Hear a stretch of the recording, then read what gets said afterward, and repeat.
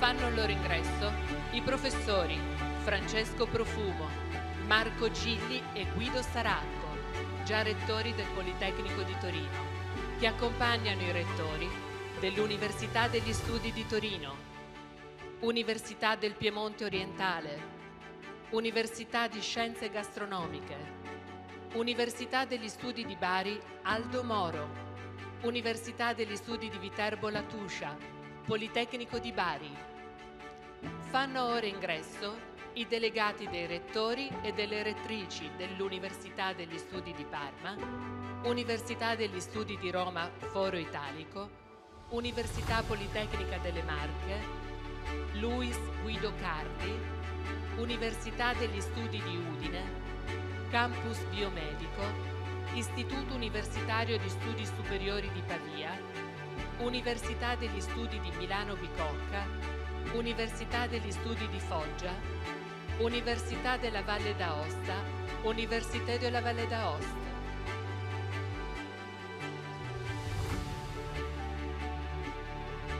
Fa ingresso in Sala Fucina il corteo accademico, composto dalle vicerettrici e dai vicerettori, dalle componenti e dai componenti del Senato accademico, dalle direttrici e dai direttori di dipartimento, dalle componenti e dai componenti del Consiglio di amministrazione, dal direttore della scuola di dottorato, dal direttore della scuola master e formazione permanente.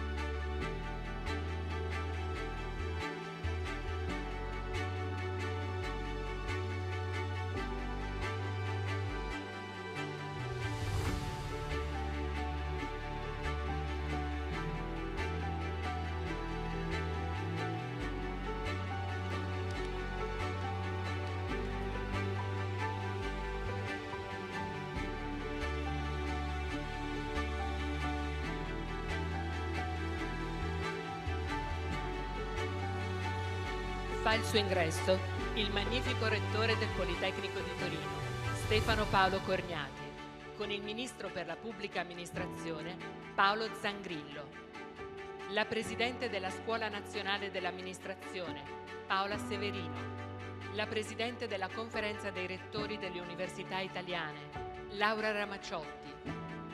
Fanno il loro ingresso il sindaco della città di Torino, Stefano Lorusso, il presidente della Regione Piemonte, Alberto Cirio, accompagnati dal prorettore Elena Maria Baralis e dal direttore generale Vincenzo Tedesco.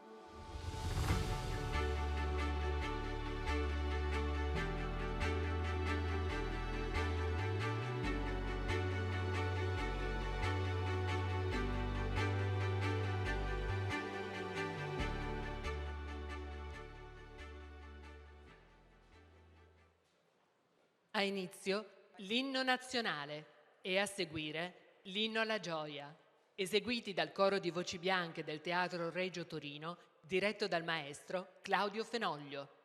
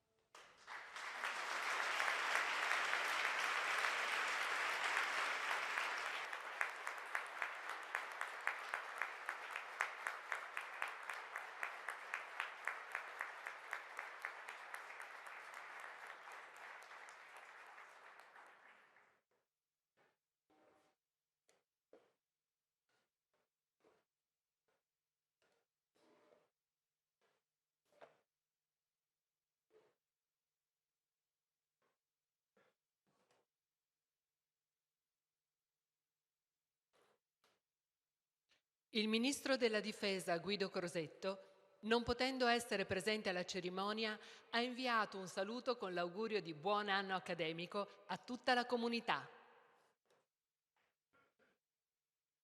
Magnifico Rettore, autorità accademiche, care studentesse e cari studenti, desidero ringraziarvi per l'invito alla cerimonia di oggi. Rivolgo un caloroso saluto al Ministro per la Pubblica Amministrazione, al Presidente della Regione Piemonte, al Sindaco della città di Torino, ai relatori e a tutti i partecipanti. Nel corso delle mie attività istituzionali, lo scorso ottobre ho avuto modo di incontrare gli universitari e il team di ricerca dell'Energy Center del Politecnico di Torino. Ragazze e ragazzi che con competenza, passione e straordinario impegno stanno trasformando progetti di ricerca in applicazioni concrete nei campi dell'energia sostenibile, della mobilità, dell'intelligenza artificiale e dei nuovi materiali. La loro professionalità rappresenta una risorsa strategica per migliorare la qualità della vita delle persone, rafforzare la sicurezza e rendere più competitivo il nostro sistema paese. Ogni confronto con i giovani è un momento prezioso ed è fondamentale poter contare su persone che scelgono di mettersi in gioco. Sostenere le nuove generazioni e le università è un dovere. La crescita della nazione si basa soprattutto sulla capacità di valorizzare talento, dedizione e innovazione. Viviamo in un mondo complesso e instabile, segnato da conflitti, tensioni geopolitiche e minacce. In questo contesto, conoscenza e formazione diventano fattori decisivi per la sicurezza e la resilienza. La tecnologia però è in continuo divenire e si basa su persone preparate, capaci di comprendere il presente e di anticipare il futuro. Parlo da ministro, ma anche da imprenditore e soprattutto da uomo cresciuto in Piemonte. Conosco bene il ruolo centrale che il Politecnico svolge nel dialogo con il tessuto produttivo di questa terra e dell'intero Paese, mettendo in relazione l'attività accademica con i bisogni reali dell'industria. È un contributo decisivo allo sviluppo economico e alla competitività nazionale. Nel tempo, infatti, l'Ateneo ha costruito una rete solida di collaborazioni con imprese grandi, medie e piccole, offrendo, anche attraverso il servizio Relazioni con l'impresa e valorizzazione della ricerca, consulenza, trasferimento di conoscenze e valorizzazione della ricerca, grazie a strutture d'eccellenza e a un approccio fortemente interdisciplinare. Le università italiane svolgono un ruolo fondamentale nella costruzione del futuro del Paese. Sono chiamate non solo a trasmettere conoscenza, ma a creare ed essere veri hub di pensiero, di crescita culturale e di ricerca. Da qui passa la capacità di alimentare il nostro domani, attraverso un sistema universitario che deve evolvere, aprirsi e integrarsi sempre di più con il mondo del lavoro, sostenuto da investimenti adeguati e continuativi. Nei laboratori, nelle aule e nei centri di ricerca degli Atenei nascono molte delle tecnologie che segneranno il nostro futuro, spesso con applicazioni sia civili sia di difesa, creando un ponte solido tra ricerca, aziende e istituzioni. Le nuove tecnologie rappresentano un fattore decisivo per il comparto industriale, per la società nel suo complesso e anche per la difesa. Molte delle innovazioni che hanno cambiato la nostra vita, da internet al navigatore satellitare, sono nate, soprattutto negli USA, da requisiti e investimenti militari. Sappiamo che robotica, intelligenza artificiale e tecnologie quantistiche, per fare un esempio, saranno sempre più centrali nelle nostre vite come generatori di innovazione e per rafforzare l'intero ecosistema nazionale. Proteggere oggi il Paese, nella mia idea, significa anche costruire le condizioni per il suo futuro. È una sfida che coinvolge tutti. Difesa, piccole e medie imprese, ricerca e università, e che richiede un ecosistema integrato, fondato sulla collaborazione e sulla sinergia, su investimenti di lungo periodo capaci di proteggere il know-how, attrarre competenze globali e costruire un modello di sviluppo che difenda valori e conquiste sociali, ma li traduca anche in forza tecnologica. Il Politecnico di Torino è da sempre un ateneo con una forte vocazione internazionale. Prima scuola di ingegneria in Italia, nasce in un momento storico in cui l'Europa comprende che senza conoscenza tecnico-scientifica non vi sarebbe progresso. Da oltre 160 anni forma professionisti e professioniste nei settori dell'ingegneria, dell'architettura, del design e della pianificazione territoriale, contribuendo in modo determinante allo sviluppo industriale, tecnologico e civile del Paese e rafforzando al contempo relazioni con altri poli universitari, centri di ricerca, imprese e istituzioni, in Europa e oltre. Per questo avrei voluto essere con voi. Purtroppo impegni istituzionali già assunti non mi hanno reso possibile partecipare di persona alla cerimonia odierna. Desidero tuttavia rivolgere al Rettore, al corpo docente, al personale tecnico-amministrativo e soprattutto alle studentesse e agli studenti un saluto sentito, con l'augurio più sincero di un anno accademico 2025-2026 ricco di nuove opportunità e di successi. Con stima e profonda ammirazione, a tutti voi, buon lavoro.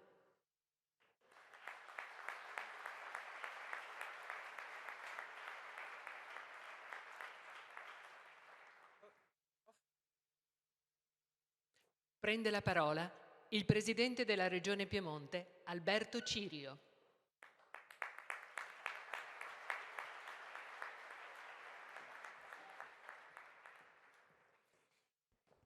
Magnifico Rettore, buongiorno a tutti e a tutte le autorità civili e militari e religiose che sono qua oggi con noi, ma soprattutto un buongiorno al Politecnico di Torino e a tutte le donne e gli uomini che animano questa realtà di eccellenza che è un motivo di grande orgoglio e di grande vanto per il nostro Paese, ma anche in particolare per la nostra Regione. Innanzitutto complimenti, magnifico Rettore, per essere qua, in spazi che danno la possibilità a tutti di partecipare, ma anche in spazi che ci ricordano come il futuro, e il Politecnico guarda al futuro, deve essere sempre ben piantato solidamente nella storia e nel nostro passato. E pensare che qua dentro aggiustavano i treni, perché qui aggiustavano i treni, e che qua dentro oggi si svolge l'inaugurazione dell'anno accademico del Politecnico, credo che sia il miglior segnale della direzione in cui vuole andare e deve andare il nostro Piemonte. E per me questo momento innanzitutto vuole essere un momento di gratitudine. Voglio dirvi grazie, perché poi durante l'anno, insieme al Rettore, insieme alla Prorettrice, al Prorettore, a tanti di voi, varchiamo i confini di tanti paesi del mondo, ci rendiamo convincenti a chi vuole investire in Piemonte usando sempre la parola Politecnico di Torino. Abbiamo il Politecnico di Torino. E questo è un sentimento di gratitudine vero, perché il poter dire che nella nostra forza piemontese ci siete voi è un elemento di qualità assoluta, che ci ha permesso di vincere anche sfide importanti. Silicon Box, che sceglie il Piemonte per il più grande investimento che il Governo nazionale ha fatto per una fabbrica di microchip, un intervento da oltre 3 miliardi di euro, con 1.600 nuovi posti di lavoro, che sceglie Novara, quando BJ Han, amministratore delegato di questa società di Singapore, parla e gli viene chiesto: ma perché hai scelto il Piemonte? E lui, tra i motivi, dice: perché c'è il Politecnico di Torino. E guardate, questo è un elemento fondamentale che abbiamo toccato con mano e che noi tocchiamo con mano ogni giorno, perché il magnifico Rettore e chi prima di lui lo ha preceduto, io li voglio ringraziare, ne ho incontrati diversi nel mio mandato amministrativo, qui c'è sempre stata una continuità di eccellenza. Ho capito perché vi chiamano magnifici a voi rettori, li ho sempre invidiati un po' perché a noi presidenti riservano altri appellativi, invece i rettori sono magnifici, ma perché fanno cose grandi. E le cose grandi sono quelle che il Politecnico fa ogni giorno, di cui non solo ci vantiamo, ma di cui ci irrobustiamo. Il Politecnico ha saputo accompagnare la Regione Piemonte per quanto concerne gli interventi di edilizia sanitaria, qua c'è il mio assessore alla sanità, Federico Rivoldi, ci ha accompagnato per progettare gli ospedali migliori del futuro, ci ha accompagnato per i grandi eventi sportivi. Al Politecnico di Torino si insegna come illuminare tecnicamente nel modo migliore un campo da gioco. Ci ha accompagnato per capire quali migliori prodotti, tessuti possono essere utilizzati nei grandi eventi sportivi per ridurre l'impatto dell'aria. Cioè si è dimostrato non solo il partner della grande industria, dell'automobilismo, della grande industria oggi dell'aerospazio, ma si è dimostrato permeabile come lo si dimostra quest'anno. Quest'anno ci parla di pubblica amministrazione. Io voglio ringraziare Paolo Zangrillo di essere qua con noi, insieme a lui la professoressa Severino. Noi abbiamo voluto che a Santena, dove riposa Cavour, primo Presidente del Consiglio d'Italia, ci fosse la scuola dell'amministrazione, dove vogliamo formare gli amministratori del futuro.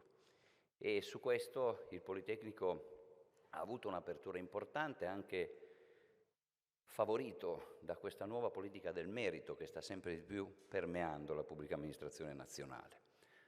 E la pubblica amministrazione vuol dire anche fare impresa, non sono due compartimenti stagni.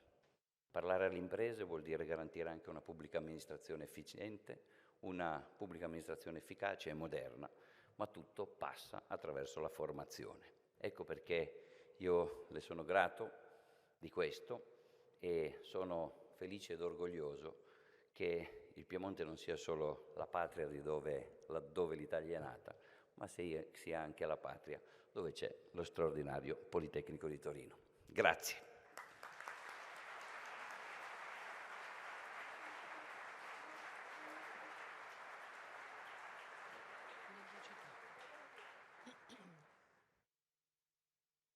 Prende la parola il sindaco della città di Torino, Stefano Lorusso.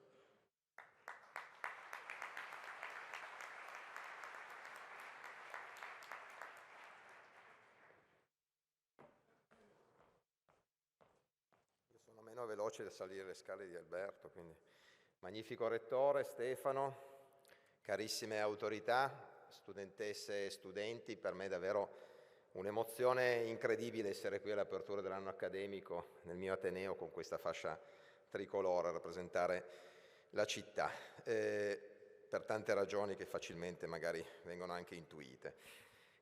Grazie al Politecnico di aver focalizzato quest'anno il tema di questa nostra discussione collettiva sul tema della pubblica amministrazione, perché io penso davvero che questo sia un tema centrale e credo che sia estremamente importante focalizzare questa grande questione che è la questione della contemporaneità, e quindi hai fatto bene, caro Rettore, a puntare su questo tema. La nostra Costituzione repubblicana offre e affida alle istituzioni un'opportunità e un compito che è rendere effettivi i diritti e rimuovere gli ostacoli che limitano l'uguaglianza. È scritto a chiare lettere nella Costituzione repubblicana. È un principio apparentemente semplice, ma anche un principio molto impegnativo. E oggi quella responsabilità è davvero più grande che mai. Viviamo, l'ha detto anche nel suo saluto il Ministro Crosetto, in una fase storica che è segnata da trasformazioni molto profonde e molto veloci. L'intelligenza artificiale che ridefinisce il lavoro, l'organizzazione dei nostri processi, il modo in cui si assumono le decisioni e anche le trasformazioni del nostro contesto sociale. E va detto con franchezza, noi dove saremo tra 5-10 anni non possiamo oggi saperlo nel dettaglio. E allora nei tempi di cambiamento rapido la qualità delle istituzioni diventa decisiva, perché dobbiamo dirci una profonda verità. I diritti non vengono quasi mai cancellati all'improvviso, ma vengono gradualmente compressi, questo ce lo insegna la storia. Si complicano prima i percorsi di accesso, poi si introducono condizioni, man mano si restringono le opportunità e spesso non ce ne accorgiamo, è un movimento sottile. Così come allo stesso modo le derive autoritarie non si annunciano ma si insinuano gradualmente, cogliendo anche gli spunti della quotidianità. Ed è per questo che la qualità amministrativa di un'amministrazione non è solo un tema tecnico, ma è una vera e propria questione democratica. La pubblica amministrazione infatti è lo strumento attraverso cui lo Stato rende concreti i diritti e non è un apparato neutro, ma è un'infrastruttura operativa della nostra democrazia. Se la PA funziona, se la pubblica amministrazione funziona, i diritti sono esigibili.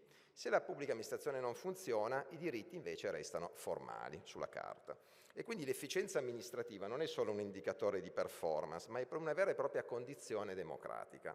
Perché quando un procedimento è lento ed è opaco, l'accesso a quel procedimento diventa selettivo e chi ha più risorse culturali riesce a orientarsi e chi ne ha meno resta indietro. E quindi l'efficienza dell'amministrazione, della pubblica amministrazione, trascina con sé l'uguaglianza dei diritti, che è un principio cardine della nostra Costituzione, soprattutto in questi tempi complessi. Ogni ritardo amministrativo è un costo economico, ma può anche diventare quindi un costo di democrazia. E dobbiamo, dentro questa cornice, con franchezza riconoscere anche un limite culturale che ha la pubblica amministrazione italiana, perché nella nostra tradizione della pubblica amministrazione la domanda principale spesso è: ma la procedura è conforme? È una domanda necessaria, ma non basta, perché la conformità garantisce la correttezza, non c'è dubbio, ma è l'efficacia del procedimento che garantisce i diritti. Dobbiamo quindi introdurre un'innovazione di metodo, perché la cultura amministrativa, sempre, ma in modo particolare in questa fase, ha bisogno di tecniche ingegneristiche e scientifiche, ha bisogno di competenze capaci di interpretare ed elaborare i dati e ha bisogno di decisioni fondate sull'evidenza. Chi segue questi temi lo chiama science-based decision making, che credo davvero non sia solo un tecnicismo, ma è una vera e propria riforma culturale, che si basa sulla capacità di fare analisi quantitative, di valutare gli impatti, di misurare i risultati e di correggere continuamente i processi, che è una cosa che si impara anche molto nelle facoltà di ingegneria e nelle facoltà scientifiche, perché non si governa la complessità con l'intuizione, ma si governa con il metodo. E allora dentro questa cornice un ateneo tecnico, come il nostro, come il Politecnico, ha quindi un ruolo assolutamente decisivo, perché qui in questo luogo il metodo è una vera e propria identità. Qui si formano competenze che possono rendere la pubblica amministrazione, aggiungo, devono rendere la pubblica amministrazione più capace, più trasparente e quindi più efficace. Oggi abbiamo davanti a noi una scelta e possiamo quindi lasciare che la velocità di questo cambiamento, che difficilmente riusciamo a rallentare, superi la capacità delle istituzioni di governarlo, oppure dobbiamo costruire una pubblica amministrazione che sia effettivamente capace di governarlo, questo cambiamento, e di accompagnarlo. Una pubblica amministrazione che sia capace di utilizzare l'intelligenza artificiale per semplificare, che sia capace di utilizzare la digitalizzazione per gestire la mole di dati e che sia in grado di misurare questi dati per migliorare l'efficienza del procedimento e quindi l'efficienza della nostra democrazia. Credo davvero che la qualità delle istituzioni determina la qualità della vita e quindi la qualità della pubblica amministrazione determina anche la qualità della nostra chiave democratica. Grazie quindi perché questa scelta che è stata fatta di puntare sulla pubblica amministrazione è una scelta pienamente coerente con la storia tecnico-scientifica di questo Ateneo e di una straordinaria attualità. Colgo l'occasione, in questo ruolo che temporaneamente rivesto, di ringraziare il Politecnico di Torino, il nostro Ateneo tecnico della città, per le cose che diceva il Presidente Cirio, che ringrazio, ma anche perché è un punto di riferimento importante nel supporto a questa fase difficile che attraversa la nostra città, ma che io credo possa, attraverso questa collaborazione positiva tra istituzioni, rappresentare un buon modello non solo per risolvere i problemi, ma un buon modello per tracciare una rotta verso il futuro, a Torino, in Piemonte e per l'Italia. Buon anno accademico davvero a tutte e a tutti e grazie per quello che ogni giorno, quotidianamente, nei nostri servizi facciamo.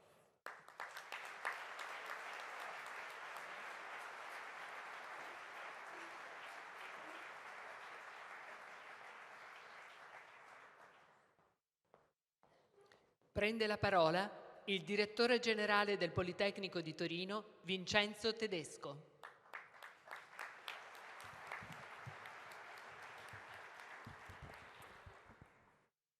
Come sempre, Rettore, lascia a me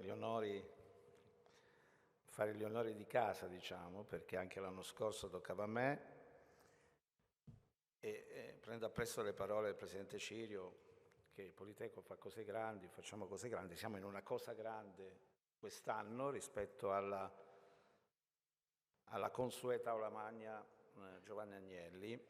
E quindi primo saluto il Ministro della Pubblica Istruzione, il Presidente della Conferenza dei Rettori Italiani, la signora Presidente della Scuola Nazionale dell'Amministrazione, tutti gli ospiti, i magnifici rettori e delegati che sono presenti qua, i colleghi direttori generali che sono presenti e che ringrazio,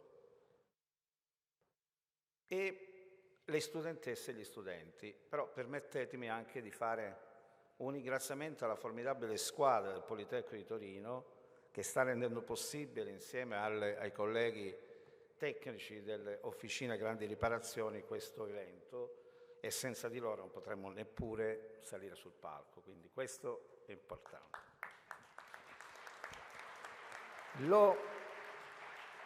Lo sviluppo democratico del Paese trova certamente nella pubblica amministrazione una delle sue principali alleate. Pubblica amministrazione è in primis il valore delle persone che la costituiscono. Dietro ogni servizio erogato, ogni decisione, ogni provvedimento emanato, c'è sempre una persona che lo rende possibile e sono sempre queste persone che garantiscono che lo Stato funzioni ogni giorno. Negli ultimi anni la pubblica amministrazione ha avviato una trasformazione profonda, mobilitando risorse importanti per rinnovare l'assetto tecnologico e organizzativo. Grazie agli investimenti in infrastrutture digitali, interoperabilità e competenze, la pubblica amministrazione punta a colmare i ritardi evidenziati dalla Commissione europea nei country reports nell'ambito della missione 1 del PNRR. La vera sfida però oggi non è investire di più, ma investire meglio, trasformando queste risorse in un impatto sistemico e duraturo.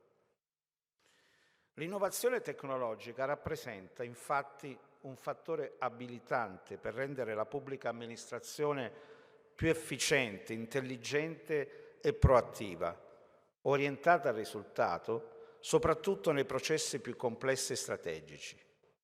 La gestione dei fondi europei ne è un esempio. La complessità dei processi amministrativi e la frammentazione di regole e procedure hanno spesso rischiato di ostacolare l'efficace realizzazione degli interventi, come dimostrano i frequenti ritardi nell'utilizzo delle risorse strutturali e di coesione e i tassi di assorbimento più moderati rispetto alla media europea. In questo contesto le università rappresentano una delle amministrazioni pubbliche più avanzate sul terreno dell'innovazione, non solo tecnologica, ma anche organizzativa e di processo. Lo sono per vocazione, per identità, una predisposizione che ha radici profonde. Il sistema universitario, che rappresenta la più elevata forma di autonomia costituzionalmente garantita, è da oltre 10 anni inserito in un complesso sistema di autovalutazione, valutazione e monitoraggio, estesa a tutte le dimensioni di attività. È valutata la didattica, la ricerca, i servizi, il personale, le strutture. In questo quadro è utile chiedersi quante altre amministrazioni siano sottoposte agli stessi meccanismi di analisi, confronto e valutazione di sistema che si traducono in comparazioni, ranking nazionali, europei, internazionali, parametri valutativi e di competitività che forniscono gli strumenti qualificanti per preparare e formare la nuova generazione di persone che gestiranno la pubblica amministrazione del futuro. Gli atenei sono anche, con i loro comportamenti, un'officina di soluzioni nell'applicazione di leggi, regolamenti e direttive che rendono la quotidianità del lavoro spesso difficile e ostica da governare. Come ha ricordato il Ministro recentemente, veniamo da oltre 10 anni di blocco del turnover, che hanno prodotto una perdita di circa 300.000 dipendenti, un innalzamento dell'età media e tempi di reclutamento biblici, incompatibili con un'amministrazione moderna. Da qui l'urgenza di investire su persone, competenze e formazione continua. Nessuna innovazione, infatti, può avere successo senza un capitale umano adeguatamente formato, motivato e consapevole del proprio ruolo.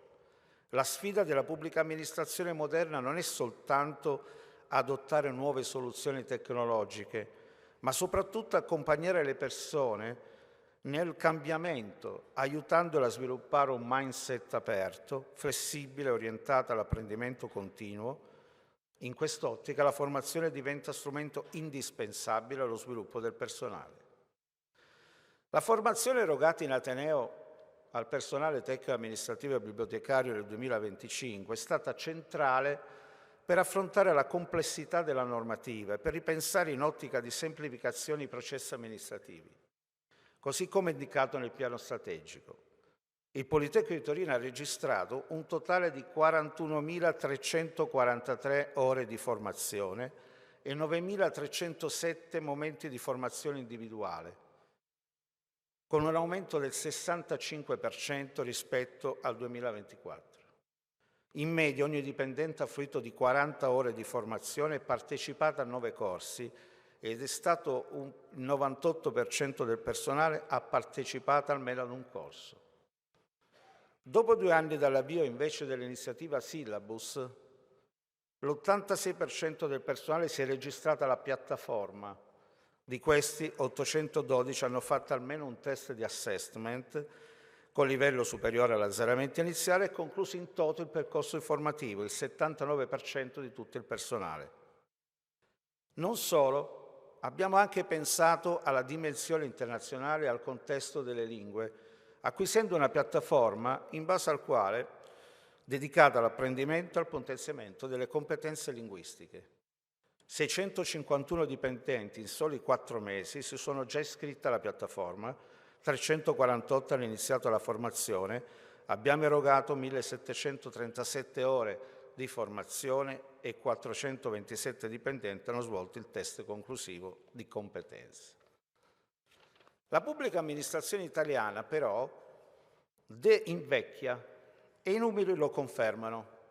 Secondo l'osservatorio INPS relativo al 2024, i dati, la fascia d'età più numerosa tra i lavoratori pubblici risulta essere quella compresa tra i 55 e i 59 anni.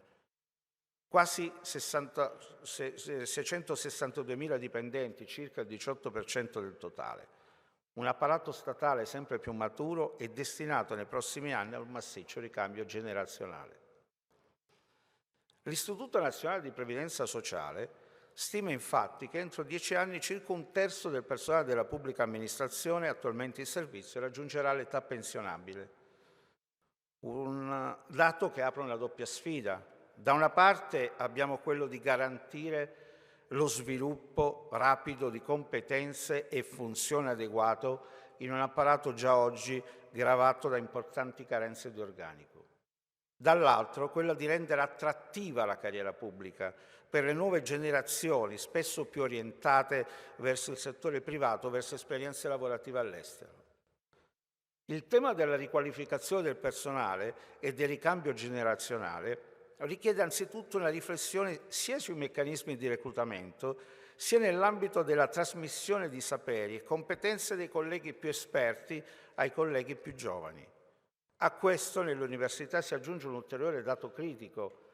Solo una parte minoritaria del personale di ricerca e tecnico amministrativo assunto a tempo determinato con i fondi del PNRR potrà essere assunto in modo stabile, prefigurando una notevole perdita dell'investimento di formazione e sviluppo effettuato in questi ultimi anni. Il tema del turnover quindi della pubblica amministrazione torna ad essere centrale dopo i recenti interventi normativi e nei provvedimenti connessi all'adozione del Piano Nazionale di Ricerca e Resilienza, che ha puntato sul reclutamento di giovani di profili tecnici in ambito digitale, amministrativo e ambientale. Il rischio concreto, specialmente nelle università, è che l'attrazione dei nuovi talenti rimanga complessa e si verifichi una pericolosa fuga di competenze invece col rinnovo delle stesse, se non a fronte di ingenti investimenti non sempre sostenibili. Negli Atenei si è conclusa l'onda del reclutamento straordinario legato al personale tecnico e amministrativo, bibliotecario e al personale docente e ricercatore. In questo momento appare quindi urgente qualificare il meccanismo del reclutamento attraverso assunzioni stabili in grado di ovviare a quanto l'INPS paventa nel suo recente rapporto, in modo da non perdere la competitività degli Atenei a livello nazionale e internazionale. Appare quindi ormai non più rinviabile ragionare ad esempio su meccanismi regolatori che possono integrare le risorse assegnate, per esempio al rinnovo dei contratti collettivi, con risorse che sono collegate alla performance dei singoli enti, in modo da adeguare le retribuzioni attirando sempre più figure qualificate che attualmente non considerano attrattiva la pubblica amministrazione. È necessario in questo quadro tenere anche conto delle profonde differenze tra le diverse aree del Paese, riconoscendo così il ruolo sociale che tutte le università svolgono nel proprio territorio, premiando anche gli sforzi che istituzioni locali e accademiche fanno insieme. Inoltre, un'altra sfida del futuro della pubblica amministrazione è quella di trasformare la naturale competizione in crescenti alleanze strategiche in cui tutti gli atenei, indipendentemente dalla loro dimensione e tipologia, possono sviluppare le loro vocazioni e specificità, operando sinergie proficue sugli elementi tipici dell'innovazione tecnologica e dell'internazionalizzazione, che devono contribuire allo sviluppo del Paese, oltre che sulla formazione. In conclusione, nel giro di un decennio, la pubblica amministrazione italiana, comprese le università, dovrà far fronte a un forte esodo di personale, con una struttura non adeguatamente pronta per accogliere la nuova generazione e quindi è anche necessario un radicale cambiamento nei modelli organizzativi di gestione. Le risorse umane dovranno mantenere sempre la propria centralità per garantire una reale sostenibilità della pubblica amministrazione e il suo complesso, superando anche le attuali rigidità, ad esempio, connesse ai percorsi e ai processi di mobilità. La transizione demografica e i naturali pensionamenti impongono un approccio strutturale, non episodico. Va formulata una pianificazione che dia continuità anche tramite l'utilizzo di banche dati idonei che consentono di non intervenire in maniera sporadica con assunzioni solo legate alle emergenze. Orientamento al risultato e orientamento alla fiducia devono diventare le condizioni imprescindibili di una pubblica amministrazione moderna, efficiente e vicina a cittadini e imprese. Ogni selezione pubblica non sceglie solo le persone, sceglie il futuro del Paese. Grazie.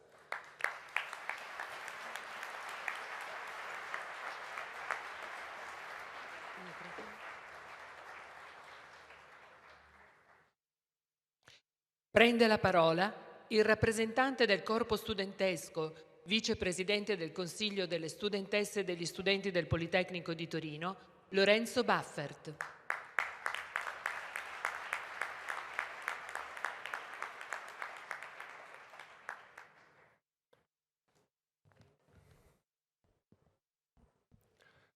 Ringrazio il direttore generale che ha già portato i saluti istituzionali del nostro Ateneo. Saluto in particolare le studentesse e gli studenti presenti. A 59 è stato permesso di partecipare a questa cerimonia, un grande miglioramento rispetto ai 6 degli anni precedenti. Nell'amministrazione, nella politica e nella rappresentanza del nostro Ateneo, gli studenti continuano ad avere un ruolo marginale, pur essendo il 94,5% della popolazione politecnica. È stato però appena istituito il Consiglio Studenti, passo importante verso una maggiore democratizzazione. Al primo anno è normale trovarsi in più di 300 nella stessa aula, eppure in magistrale capita di trovarsi a fare lezione insieme ad altre 200 persone. Questi numeri tolgono dall'insegnamento il rapporto umano, il valore aggiunto che le università telematiche non possono offrire.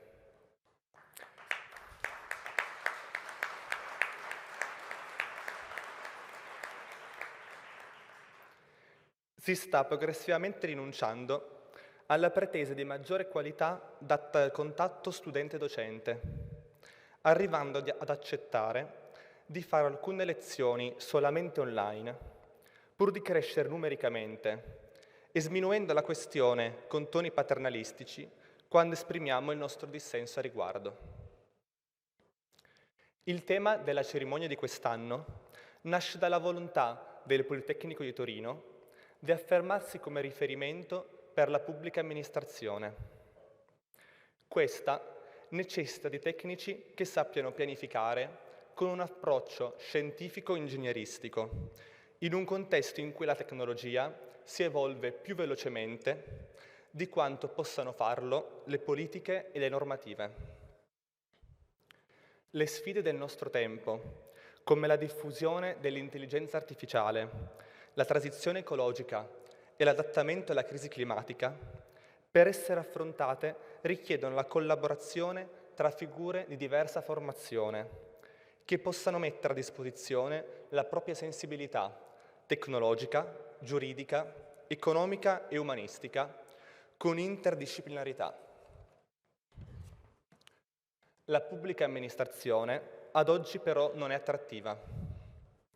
Da un lato, l'università dovrebbe insegnarne il funzionamento e l'impatto sociale, per porla come sbocco professionale per studenti, dottorandi e ricercatori.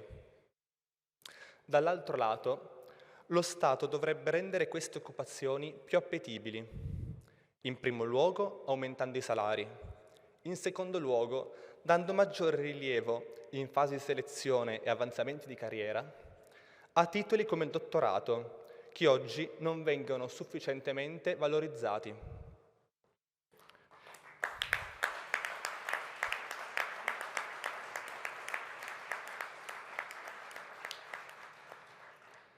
In questo scenario non vanno però dimenticate le due missioni principali dell'università, didattica e ricerca. Mentre come Ateneo ci interroghiamo giustamente su come rendere patrimonio comune il valore aggiunto che un ricercatore può avere presso una pubblica amministrazione, il settore della ricerca è sotto attacco, con fondi mancanti e migliaia di contratti in scadenza senza una prospettiva. Nessun settore è motore di innovazione come la ricerca. Un'Italia e un'Europa che vogliono stare al passo con il mondo non possono abbandonare le migliaia di ricercatori e ricercatrici precari che reggono il sistema universitario senza avere riconoscimento e che domani si dovranno far fronte a quella che molti definiscono un'espulsione di massa. Il Senato accademico ha votato all'unanimità delle misure che attivano direttamente il Politecnico su questo tema. Ora, questa presa di posizione va portata avanti con efficacia. Lo scopo della nostra università è formare ingegneri, architetti, designer e pianificatori di domani, che, anche se non ne faranno parte, con la pubblica amministrazione dovranno interagire. Per questo l'istruzione superiore deve anche trasmettere l'integrità e il senso civico necessari per rapportarsi con la cosa pubblica, insegnando anche a riconoscere, evitare e denunciare casi di corruzione e nepotismo. Su questo vorrei fare un appello a chiunque abbia potere. Fate attenzione a quando ignorate il dissenso o negate la trasparenza dei processi decisionali. Il dissenso va tutelato, non solo per preservare la democrazia, ma anche per garantire il funzionamento delle istituzioni, perché le ingiustizie a lungo termine si ritorcono contro, come è successo ad atenei a noi vicini, che hanno dovuto restituire parte della contribuzione studentesca.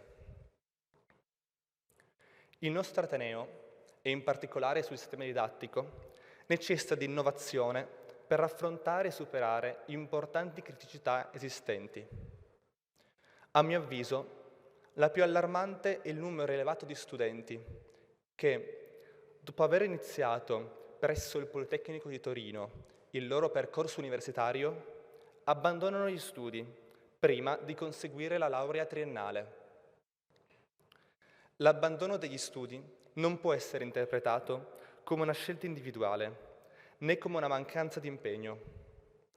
Esso rappresenta piuttosto l'esito di un sistema che richiede una crescente capacità di sostenere carichi elevati sul piano psicologico e su quello economico. La pressione esercitata dal percorso universitario, unita all'aumento dei costi diretti e indiretti, rende la prosecuzione degli studi progressivamente meno accessibile per una parte significativa della popolazione studentesca. Nell'ultimo anno, il Politecnico ha avviato un processo di riforma del modello didattico che ruota intorno alla riformulazione della suddivisione temporale del credito formativo universitario, riducendo il numero di lezioni frontali tradizionali e introducendo forme di didattica innovative.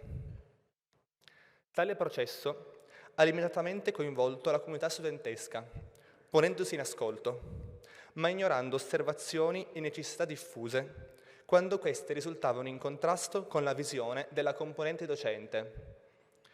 Questa dinamica evidenzia una distanza strutturale tra i processi decisionali e le condizioni reali in cui studenti e studentesse vivono il percorso universitario. Come studenti abbiamo visto positivamente la proposta iniziale di ridurre il rapporto tra ore di lezione frontale e crediti formativi, come l'idea di innovare il modo in cui viene fornita e fruita la didattica, in ottica di maggiore interazione e partecipazione. Auspico che il risultato finale risponda a questi obiettivi iniziali, migliorando veramente il livello medio della didattica.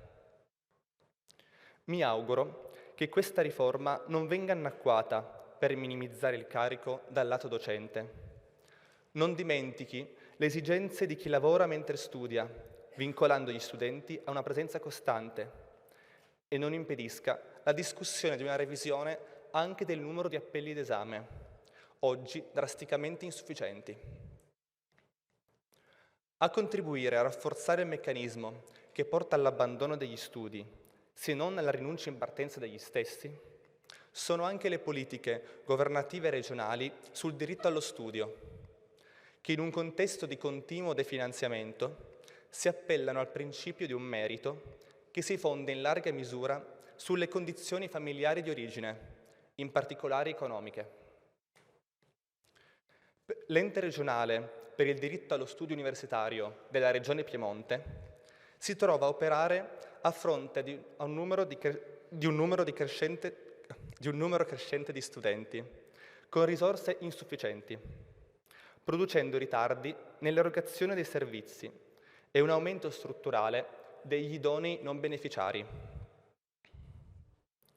L'esistenza della condizione di idoneo non beneficiario palesa una contraddizione nel sistema, in quanto il diritto viene formalmente riconosciuto, ma non concretamente garantito.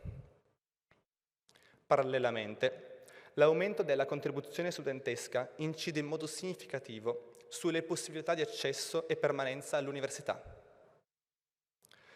Una logica analoga emerge nella gestione degli spazi del Politecnico. Nonostante l'aumento della popolazione studentesca, gli spazi dedicati allo studio e alla didattica non crescono in modo proporzionale. Al contrario, una parte di essi viene assegnata ad aziende esterne, riducendo ulteriormente le aree a disposizione della comunità studentesca. L'ingresso strutturale delle aziende negli spazi universitari solleva inoltre una questione rilevante di etica della ricerca e sui valori e le prospettive trasmesse agli studenti. In particolare, la partecipazione a progetti di ricerca con applicazioni militari e l'inserimento dei colossi dell'industria bellica nella didattica pone interrogativi sul ruolo di un'istituzione di formazione pubblica. Quando la ricerca accademica contribuisce allo sviluppo di tecnologie pensate per la distruzione e lo sterminio, e la formazione universitaria non permette ai futuri ingegneri di interrogarsi sulle implicazioni dei loro prodotti e li vincola al settore militare, emerge la necessità di un confronto critico sulle responsabilità sociali dell'università.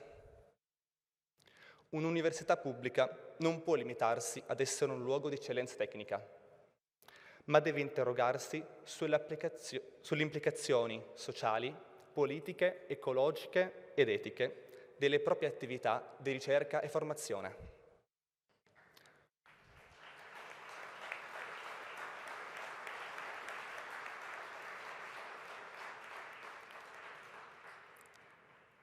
Senza un cambiamento in prospettiva del mondo universitario italiano, che rimetta al centro la figura dello studente e un diritto allo studio inclusivo, il richiamo all'innovazione rischia di rimanere un'affermazione formale o un appello a una crescita numerica che non si traduce in qualità o benessere.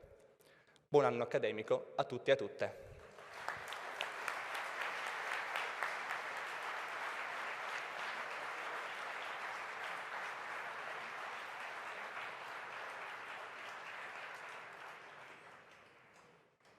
Prende la parola il magnifico rettore del Politecnico di Torino, Stefano Paolo Corniati.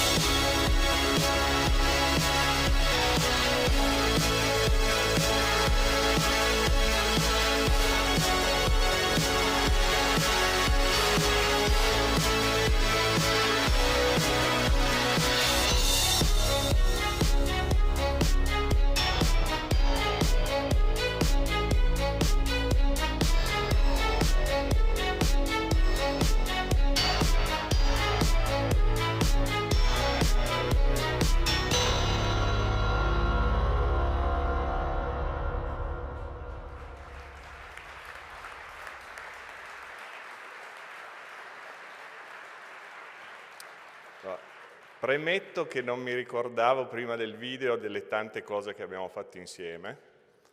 Come diceva il Presidente Cirio, abbiamo girato un po' insieme al Sindaco, insieme alle istituzioni di questo territorio, insieme al mondo dell'impresa di questo territorio, cercando di portare un messaggio che era che se facciamo sistema siamo competitivi.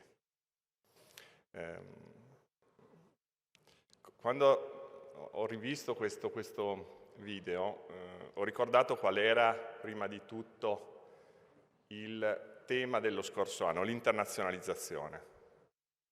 Ci siamo detti tutti insieme che questo nostro territorio ha bisogno di gustare un'area internazionale, respirarla per poi riportarle qua e disegnare dei percorsi che costruiscano il suo futuro. Per questo ringrazio tutte e tutti voi per essere qui, saluti istituzionali l'ha già fatto il direttore generale, grazie, perché voi state donando un po' del vostro tempo al Politecnico di Torino.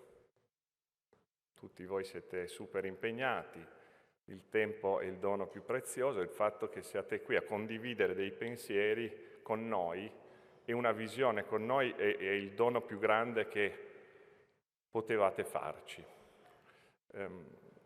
Quest'anno ho, perché avevo iniziato io a fare questa riflessione, provato a cambiare un po' il focus e di questo ringrazio davvero i relatori e le relatrici che sia mi hanno preceduto e che poi mi succederanno, perché parlare di pubblica amministrazione nel Politecnico di Torino ha due elementi. Uno, il Politecnico di Torino è considerata la casa dell'industria. Questo è il tema, tutti lo sappiamo. E quindi questa è la narrativa prevalente che disegna proprio la nostra profilatura. E di questo siamo orgogliosi e vogliamo continuare ad esserlo, aiutando anche il nostro territorio ad assumere una leadership strategica in settori industriali nuovi che sono però parte del nostro DNA. Io con Alberto e Stefano, questo ce lo diciamo sempre, le transizioni verso settori industriali qui hanno senso se quei settori industriali sono ad elevata densità di sapere e innovazione. Qua si è sempre fatto innovazione. Il prodotto è un risultato, ma non è questo il nostro DNA. Qui noi creiamo idee, saperi e innovazione. E questo è quello che tutti insieme stiamo cercando di fare. Poi però ci siamo fermati un attimo e abbiamo detto ma proviamo un attimino a cambiare anche il punto di vista, no? Ci siamo girati e c'era uno stupendo spazio che il nostro Ateneo deve, con una profilatura istituzionale, andare a occupare per dare il proprio contributo, che è quello della pubblica amministrazione. Allora, prima di tutto ci siamo interrogati di che cosa siamo. Questo è stato facile perché questo interrogativo ce l'avevamo già posti durante la scrittura del programma di mandato. Se uno rilegge, ovviamente tutti voi l'avete letto il programma di mandato, come non averlo letto, parte proprio così, no?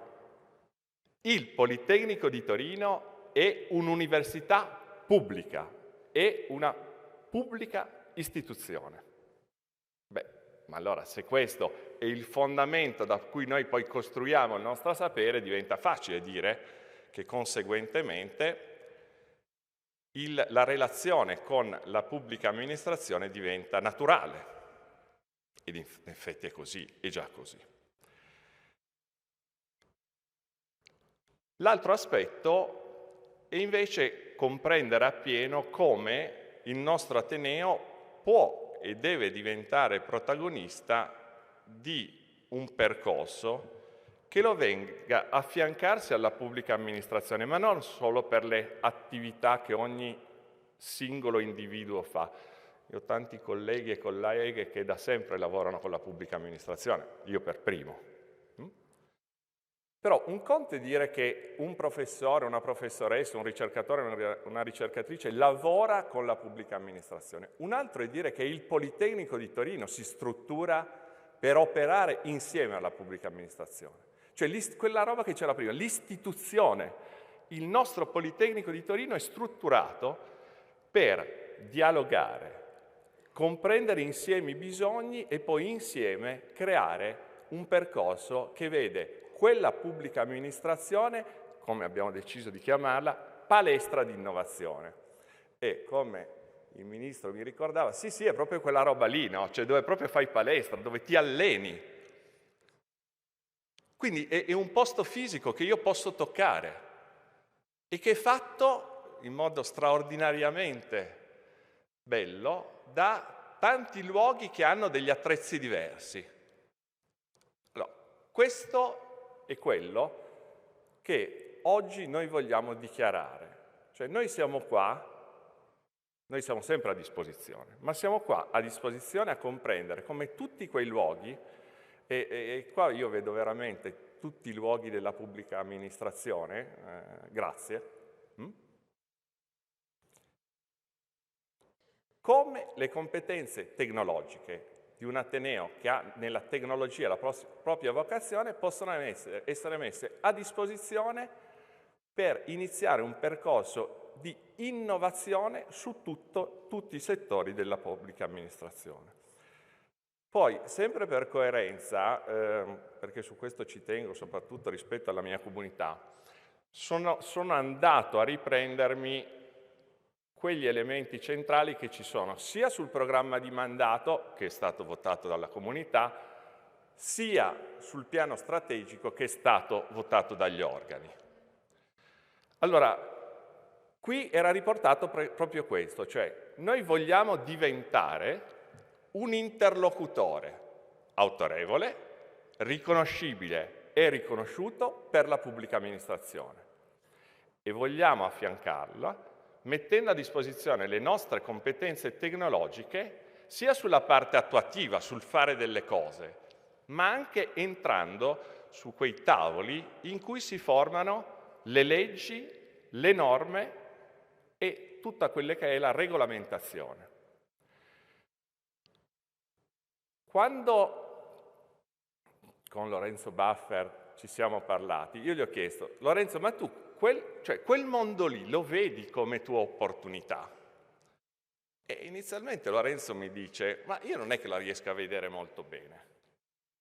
Cioè, quando sono entrato qua, io immaginavo che il mio futuro fosse nel mondo dell'industria o delle professioni. Allora, siamo noi i primi peccatori, cioè siamo noi che non abbiamo ancora reso visibile quelle opportunità, che tra l'altro Lorenzo ha ben descritto, per i nostri studenti e le nostre studentesse. Allora, questo è un percorso che naturalmente dobbiamo e necessariamente fare insieme.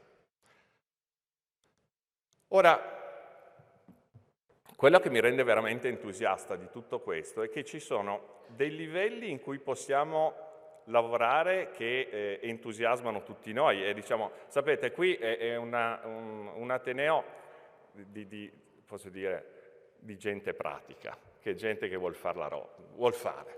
Allora abbiamo fatto un po' di carotaggi qua e là e possiamo continuare a lavorare perfettamente come facciamo con il nostro territorio, col comune, con tutti i comuni. Non dimentichiamo che qui in Piemonte siamo la regione col più grande numero di piccoli comuni, tanti sono anche qua seduti, che hanno bisogno di noi. Lavoriamo costantemente ovviamente con il Comune di Torino, con la Regione siamo praticamente in contatti diretti, sento forse più tutti gli assessori regionali che i miei vicerettori, perché ormai abbiamo attivato 3 comunque, ma siamo felici, posso dire, siamo felici, perché noi siamo qui a disposizione.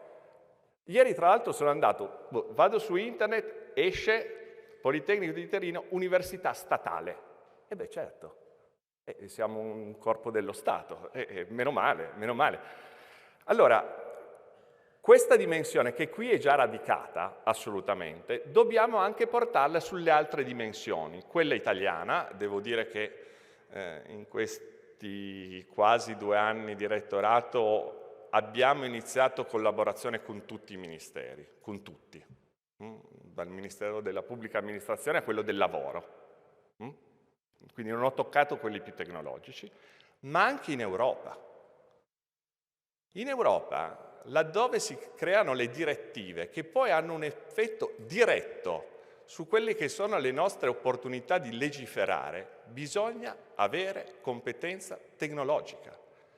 Perché, ed è questo risaputo, tipicamente su quei tavoli prevalgono le competenze, e meno male che ci siano, economico-manageriali e amministrativo-giuridiche. Dobbiamo andare noi lì, ma dobbiamo andare in modo strutturato. Cioè non è la colpa che noi non siamo lì, è che noi non ci siamo mai proposti di andare. Io non do mai la colpa a nessuno, cioè la colpa è nostra. E allora abbiamo iniziato un percorso, e l'abbiamo fatto sia con la Commissione europea che con l'Europarlamento, di metterci a disposizione per iniziare quei percorsi insieme.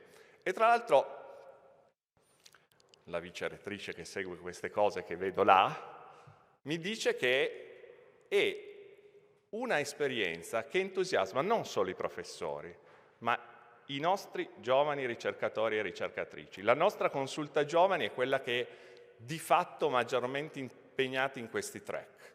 Allora vuol dire che siamo sulla strada giusta, perché poi alla fine bisogna esprimere i propri talenti, se non piacesse non lo faremmo neanche, invece piace. E l'altra dimensione invece è quella delle nostre missioni istituzionali, cioè perché palestra la pubblica amministrazione? Perché ha questa caratteristica che ci permette di esprimerci su tutte e tre le missioni istituzionali. Quindi la formazione, naturalmente poi c'è tutto un tema, ma ne abbiamo sempre parlato, siamo lì, cioè poi li abbiamo formati, abbiamo fatto formazione di altissima qualità. Come valorizzare l'alta formazione è un tema, l'abbiamo già sentito, è un tema sentitissimo. Poi nella parte applicativa ci torno dopo, e cioè quello di immaginare insieme quali tecnologie siano adatte nello sviluppo per la pubblica amministrazione e trovare lì la palestra in cui io le vado ad applicare. E infine l'altro, che non è meno importante, è quello di rendere comprensibile la tecnologia alla società. Soprattutto in cui c'è una tendenza a mandare messaggi che siano antiscientifici, noi dobbiamo avere il nostro dovere, riconoscercelo, che dobbiamo essere noi quell'interlocutore che portiamo i giusti messaggi alla società, perché tipicamente una tecnologia non penetra nella società perché non viene o compresa o perché si ha paura di quella tecnologia. Allora, chi deve fare questa spiegazione? Naturalmente poi noi dobbiamo imparare un pochettino a comunicare alla società, perché un conto è essere bravissimi a comunicare con il proprio corpo accademico, un altro è comunicare alla società. Però ci stiamo attrezzando anche per questo. Allora, dove vediamo i nostri possibili campi di messa a disposizione di saperi, delle nostre competenze? Beh, in primo sul campo normativo. Sono felice che l'abbia già detto Lorenzo, l'ha detto in modo molto chiaro. Provo a sintetizzarlo. Non c'è innovazione tecnologica se contemporaneamente non c'è un'innovazione regolamentare e normativa che è in grado di attuarla. Una tecnologia può essere sviluppata, benissimo, ce l'ho, ready to be used. Poi però mi manca la norma che la fa paracadutare all'interno della società. A questo punto questa tecnologia si spegne. E questa necessità, il fatto che noi siamo lì presenti su quei tavoli, è fondamentale, perché oggi la tecnologia corre così velocemente che spesso è la normativa non riuscirà a starci dietro. Allora, noi dobbiamo avere una organizzazione del sistema politecnico, del sistema universitario, no? Che è in grado di sedere su questi tavoli. L'altra, forse quella più conosciuta, è l'innovazione applicativa, e cioè quello di aiutare la pubblica amministrazione affinché le nuove tecnologie trovino un loro campo di applicazione nel grande corpo della materia pubblica. Su questo, mi pare che sia chiaro a tutti questo passaggio, però a me piace enfatizzare un altro tema che è molto collegato a questo, che è il tema della disponibilità alle tecnologie. E qui poi lo so già, do un assist al Ministro, perché su questo abbiamo condiviso veramente un concept. Allora, l'innovazione che fa la pubblica amministrazione è quella in assoluto più democratica, perché l'amministrazione pubblica che usa soldi pubblici investe in tecnologia che rende disponibile a ogni cittadino. Io quella tecnologia non devo comprarla, mi è stata data attraverso un ragionato investimento che me l'ha reso disponibile. Cioè l'accessibilità, oggi parliamo di accessibilità alla tecnologia, data dalla pubblica amministrazione, è quella più democratica. E allora noi dobbiamo lavorare, noi dobbiamo formare una classe dirigente anche per la pubblica amministrazione che sia in grado di facilitare questo processo.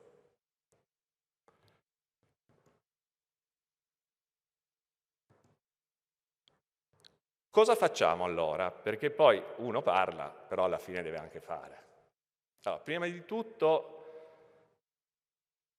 lanciamo una grande iniziativa del Politecnico che si chiama Tech for Public Policy e questa copre tutte le dimensioni del nostro Ateneo ed è proprio finalizzata a formare tutte quelle competenze che servono alla pubblica amministrazione per tradurre in modo efficace le tecnologie in un bene comune.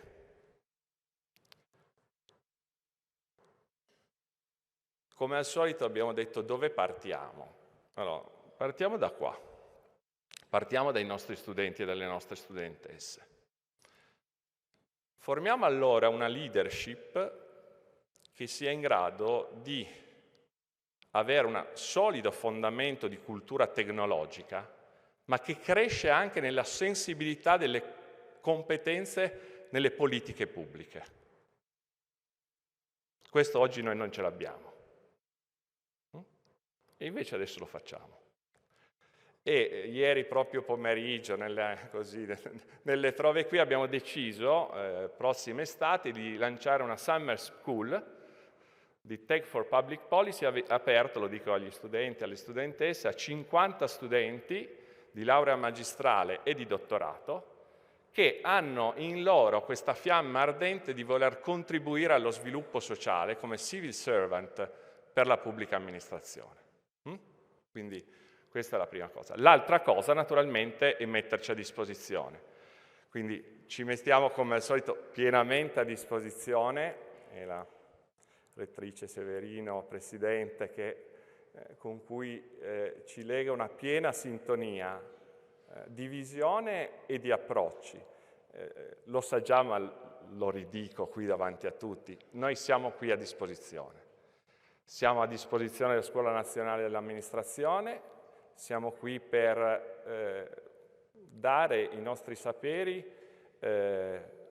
con quell'obiettivo che noi diciamo sempre. Noi qui ci siamo, se serve chiamateci.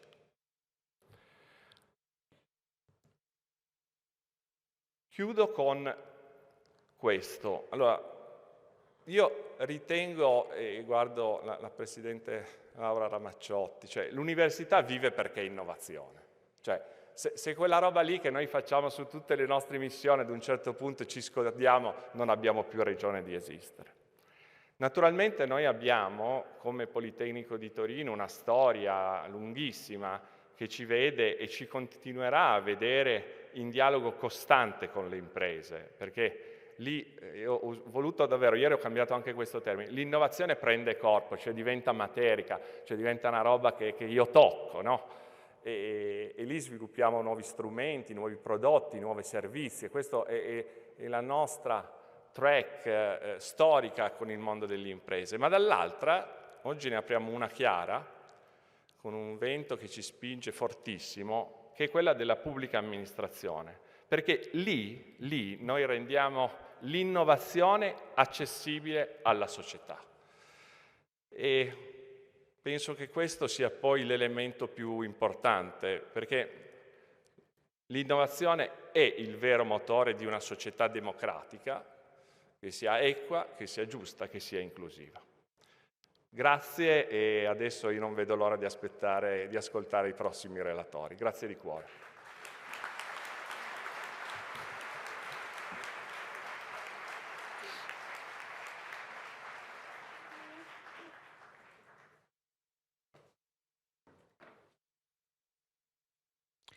Prende la parola la Presidente della Scuola Nazionale dell'Amministrazione, Paola Severino.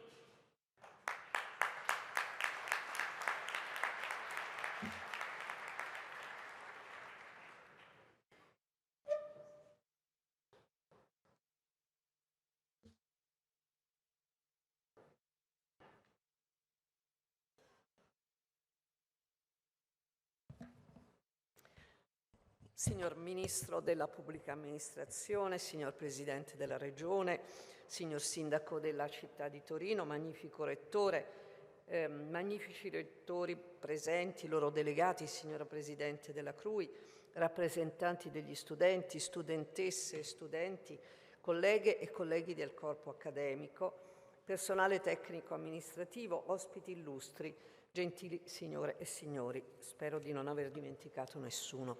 L'ho scritto perché normalmente mi accade di dimenticare qualcuno. E per me è un privilegio essere qui al Politecnico di Torino per l'inaugurazione dell'anno accademico e ringrazio il magnifico Rettore per l'invito e per il significato che questa giornata assume. Un significato particolarmente importante alla luce delle parole che poco fa ha pronunciato e che riguardano l'intenzione di varare un Politech for Public Policy. Io credo che questa sia un'idea straordinaria e potrei fermarmi qui perché il Rettore ha già detto tutto. Io devo soltanto rovesciarlo dal punto di vista della pubblica amministrazione, ma in quello che ha detto c'è la considerazione che oggi non celebriamo soltanto una cerimonia, ma un momento in cui l'università, insieme alle istituzioni, al mondo produttivo, si ferma a riflettere sui grandi temi del futuro del Paese e sul ruolo che l'università è chiamata a svolgere nel loro sviluppo. Giustamente il Ministro della Difesa nel suo messaggio diceva che bisogna che gli studenti conoscano il presente e immaginino il futuro. E dobbiamo formare nuove leadership dotate di cultura tecnologica e competenze nelle politiche pubbliche. Credo che questa sia la missione che ci è stata indicata dal Rettore. Viviamo un tempo in cui il cambiamento corre più veloce della nostra capacità di abituarci. Negli ultimi anni abbiamo attraversato e stiamo tuttora attraversando crisi che si sono accumulate ed intrecciate. Crisi sanitarie, crisi energetiche, crisi ambientali, crisi demografiche, instabilità geopolitiche. La rapidità dei mutamenti ha messo alla prova modelli sociali, economici e politici, richiedendo risposte sempre più rapide ma anche più consapevoli. Eppure a me piace guardare sempre il bicchiere come mezzo pieno piuttosto che come mezzo vuoto. La crisi non è soltanto un evento negativo, ci richiama anche al significato originario della scelta, della decisione. Ci chiede di distinguere, di capire cosa trattenere e cosa cambiare, ci sfida, ci stimola a cambiare in meglio. È in questo spazio che si colloca una responsabilità decisiva, la responsabilità delle istituzioni e insieme la responsabilità delle università. Il tema che è stato scelto quest'anno e che è stato già trattato e sviscerato in maniera straordinariamente efficace è particolarmente eloquente: Pubblica amministrazione, palestra di innovazione. Un titolo che capovolge letteralmente un luogo comune. Per lungo tempo la pubblica amministrazione è stata descritta, e lo è ancora per certi versi, come un apparato rigido, lento, refrattario al cambiamento, e nessuno può negare che esistano delle difficoltà da colmare, ma oggi sarebbe un errore non vedere che la pubblica amministrazione è al centro di un processo di trasformazione profondo. E chiamarla palestra significa coglierne la natura vera, vedere dove sono gli attrezzi, cercare gli attrezzi più efficaci, un luogo dove l'innovazione non può restare teoria, dove deve misurarsi con la vita concreta delle persone, con servizi essenziali, con diritti, con tempi, con responsabilità. Si è parlato di democrazia e mi è piaciuto molto che si sia fatto questo riferimento alla democrazia come motore, come elemento che deve contraddistinguere la pubblica amministrazione. Deve cioè competere la pubblica amministrazione con un mondo che gira vorticosamente, con una tecnologia sempre più sfidante che deve però mantenere al centro dell'attenzione l'uomo, il cittadino. Una palestra non funziona con gli slogan e con le parole astratte, funziona con l'allenamento, con la disciplina, con la continuità. E se c'è un allenamento senza il quale oggi non può esistere una pubblica amministrazione innovativa, questo si traduce nella formazione continua. Una formazione che inizia nelle università e che prosegue nella solida alleanza tra le università e la pubblica amministrazione e la scuola nazionale dell'amministrazione. Se vogliamo una pubblica amministrazione connotata dal requisito dell'eccellenza, dobbiamo coltivare una scuola ispirata a criteri di eccellenza e coadiuvata da università di eccellenza, sia nella fase del corso di laurea che nella fase di formazione post lauream, sia nella fase di formazione della futura dirigenza della pubblica amministrazione che nella fase dell'aggiornamento continuo della pubblica amministrazione, perché l'innovazione è veloce, bisogna tenersi al passo con essa e quindi formare continuamente. Se si parte da queste premesse, non si può che concludere che la formazione continua sia la vera infrastruttura dell'innovazione pubblica.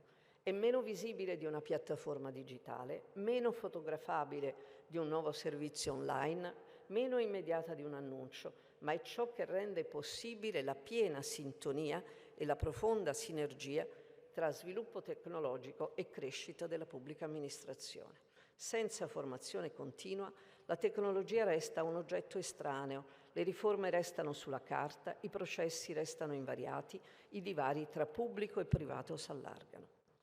Perché la pubblica amministrazione, come spesso ci ricorda il ministro Zangrillo, vive di persone, vive di competenze, di motivazione, di cultura organizzativa, di senso del ruolo e di allenamento continuo ad affrontare e vincere le sfide, nella competitiva ed affollata palestra in cui si impara a migliorare per affrontare i bisogni della collettività. Questa è la visione dalla quale deve partire la pubblica amministrazione. Oggi più che mai la qualità della democrazia, non ci eravamo preparati prima ad un confronto tra i nostri discorsi, ma sono straordinariamente coincidenti in alcuni dei concetti portanti che sono stati illustrati dai relatori che mi hanno preceduta. Dicevo, oggi più che mai la qualità della democrazia passa anche dalla qualità dell'amministrazione, dalla capacità di garantire i diritti senza ostacoli inutili. Degli ostacoli ha parlato lo studente, io credo che noi siamo i protagonisti, dobbiamo essere i protagonisti di questa corsa all'abbattimento degli ostacoli inutili.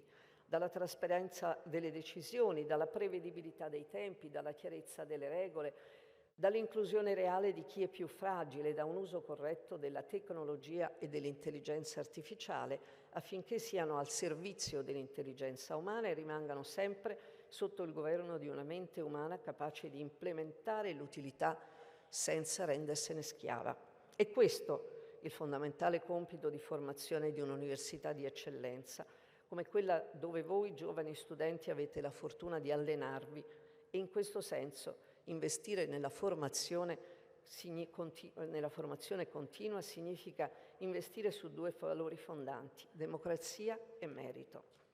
Democrazia perché una pubblica amministrazione competente e tecnologicamente orientata è una PA più capace di ascoltare, di rispondere, di render conto, più capace di ridurre opacità e diseguaglianze. Merito perché la formazione continua crea contesti in cui il valore del lavoro pubblico emerge, si rafforza, si misura, in cui si costruiscono percorsi di crescita che riconoscono la qualità e la responsabilità, così come ci indicano i progetti di riforma introdotti dal ministro Zangrillo. Non sono parole, sono progetti di riforma che sono stati messi in piedi e che sono al vaglio, ma anche già approvati dal Parlamento. Oggi poi il tema della formazione continua si lega direttamente al primo snodo del vostro tema, la tecnologia al servizio della pubblica amministrazione. Qui vorrei essere netta e senza fraintendimenti. Digitalizzare non significa semplicemente trasferire nel digitale ciò che prima era su carta. Digitalizzare non può significare rendere più veloce le complessità. Se mettiamo online un procedimento inutilmente complicato, otterremo un procedimento altrettanto complicato online. La vera trasformazione digitale è un lavoro più profondo, è ripensare i processi, semplificarli, renderli leggibili, interoperabili, orientati al cittadino e alle imprese, e la tecnologia sarà il motore di tutto questo, ma l'innesto lo dobbiamo dare noi. E questo richiede nuove modalità di formazione, le cui fondamenta vengono costruite proprio in università come quella che oggi ci ospita, attraverso gestione dei dati, interoperabilità, progettazione dei servizi, project management, procurement, valutazione dei risultati, tutto quello che ci è stato illustrato dal direttore generale come fondamento della vita quotidiana di questa università. Richiede anche una cultura diffusa della sicurezza, perché non esiste pubblica amministrazione digitale senza cyber security e non esiste fiducia senza protezione dei dati. ma soprattutto richiede una mentalità. Lavorare per obiettivi e risultati, misurare l'impatto, correggere gli errori, comunicare la chiarezza. La formazione continua serve proprio a questo, non solo ad aggiungere competenze, ma a costruire una cultura del cambiamento stabile e condivisa. Pensiamo di nuovo all'intelligenza artificiale. La domanda non è più se entrerà nei processi pubblici, la domanda è come ci deve entrare. L'intelligenza artificiale può aiutare a ridurre i tempi, a individuare anomalie, a prevedere carichi di lavoro, a migliorare servizi, ma deve essere governata con un principio molto chiaro. La responsabilità pubblica non è e non sarà mai delegabile ad un algoritmo. L'algoritmo può supportare, suggerire, segnalare, ma la decisione deve restare umana, motivata, controllabile e soprattutto rispettosa dei diritti. Ecco perché quando si parla di tecnologia nella pubblica amministrazione non basta parlare di strumenti, bisogna parlare di governance. E la governance ancora una volta passa dalla formazione continua, dalla capacità di coniugare competenze tecniche e competenze giuridiche, innovazione e garanzie, velocità e trasparenza, dalla creazione di nuove modalità di insegnamento interdisciplinari, cui vanno stimolate le università più sensibili alla creazione di sinergie volte a prendere a prestito da altri quelle competenze cui non si è specificamente attrezzati. Mi è piaciuto molto sentire la parola interdisciplinarietà citata molte volte nell'ambito di questo bellissimo contesto nel quale siamo. Facoltà tecnologiche e facoltà umanistiche devono cooperare per la formazione di studenti nel cui futuro ci sarà il mondo dell'economia privata e quello dell'economia pubblica. Anche qui mi è piaciuto il riferimento all'essere insieme alle imprese private, nel dialogo tra pubblico e privato.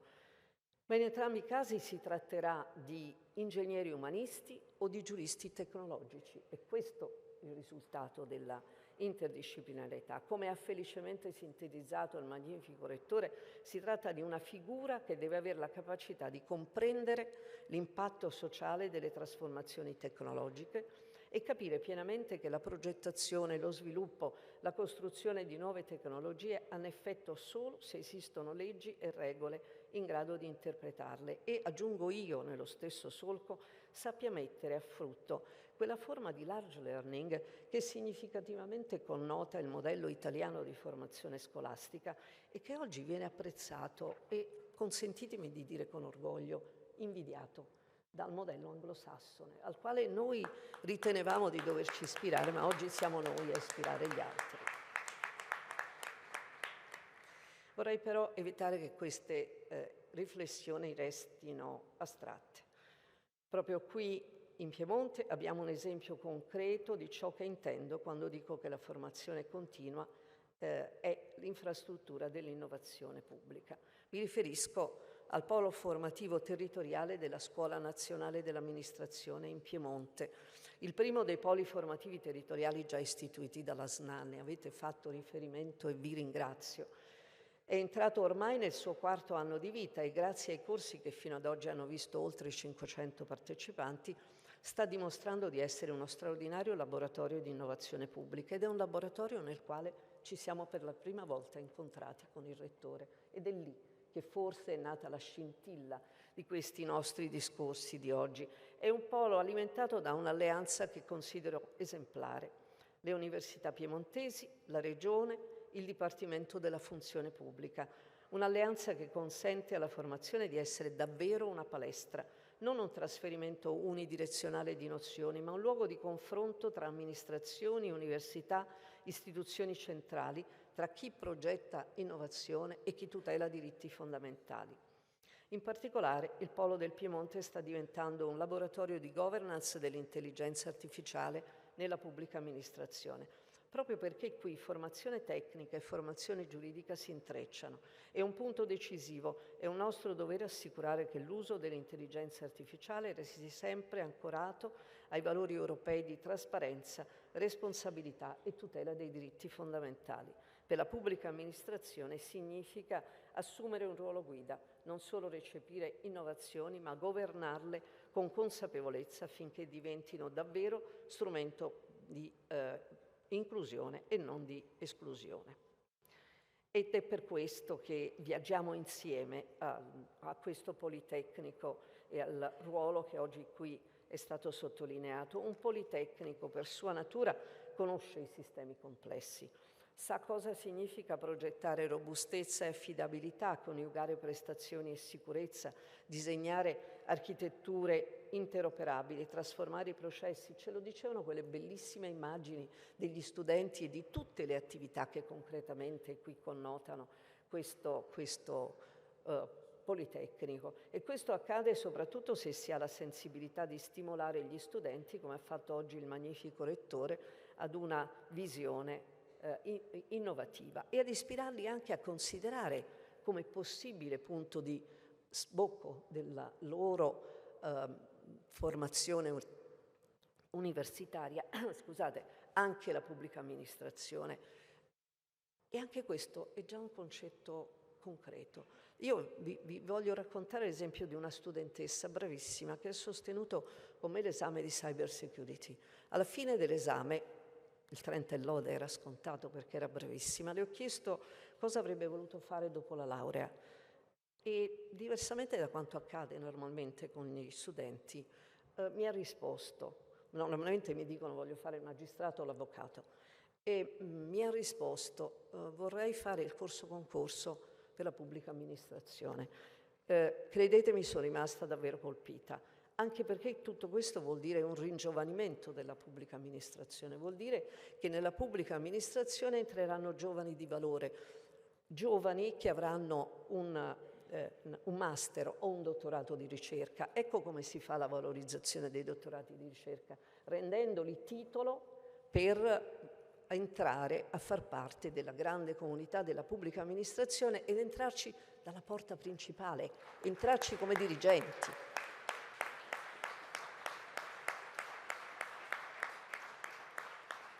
È questo che diciamo ai nostri giovani migliori: valutate anche la possibilità di entrare nella pubblica amministrazione, perché troverete un mondo davvero incredibile, straordinario, un mondo che è già possibile percorrere.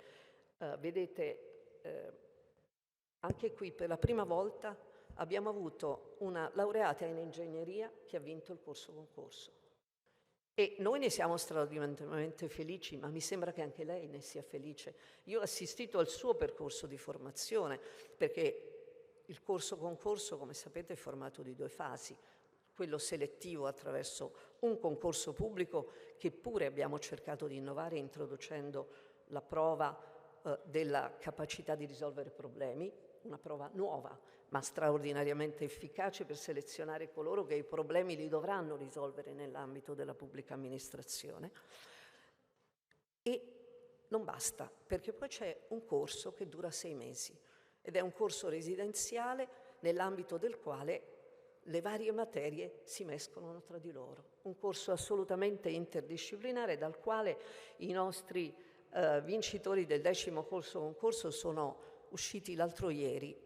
L'ospitalità ce la dà la Reggia di Caserta, quindi insomma un luogo niente male nell'immaginario collettivo e nella storia dell'architettura italiana, dove questi giovani e questi dirigenti della pubblica amministrazione si confrontano, ma si confrontano con tutte le realtà possibili e immaginabili. Quindi non soltanto con noi professori che possiamo anche alla fine annoiare un po', ma con dei laboratori nell'ambito dei quali si sperimenta, si tratta con coloro con i quali si dovrà interloquire nell'ambito della pubblica amministrazione. Testimonianze che ci vengono date dagli amministratori delegati delle grandi partecipate pubbliche, testimonianze che ci vengono date da grandi tecnologi e da persone che conoscono l'intelligenza artificiale, un confronto di idee straordinariamente vivace. E poiché l'università è da sempre il luogo in cui si impara a costruire questi dialoghi così vivaci, non solo con le parole ma con il metodo, ci troviamo molto bene oggi in questa sala così bella e in un'atmosfera così piena di energie e piena di stimoli nuovi per una interdisciplinarietà che sia veramente una carica innovativa in questa nostra palestra. Sapere aude, dicevano gli antichi, osa sapere. E oggi potremmo aggiungere osa mettere il sapere al servizio delle istituzioni, oltre che al servizio dell'imprenditoria privata. Qui ci sono veramente entrambi i campi, scusate, ho usato l'espressione nostri, ma mi sono immedesimata in questa università.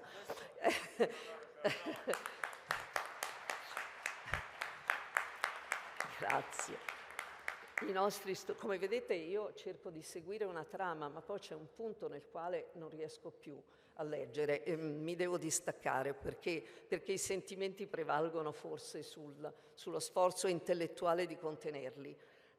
Dicevo, osa mettere il sapere al servizio delle istituzioni pubbliche e private, ed è questo il bello di questa giornata, mettere insieme lo sbocco pubblico di una università di eccellenza. E tutto questo perché il futuro non si attende, si costruisce, con la tecnologia sì, ma soprattutto con le competenze, con l'innovazione sì, ma soprattutto con la responsabilità, con l'ambizione sì, ma dentro i valori della democrazia e del merito.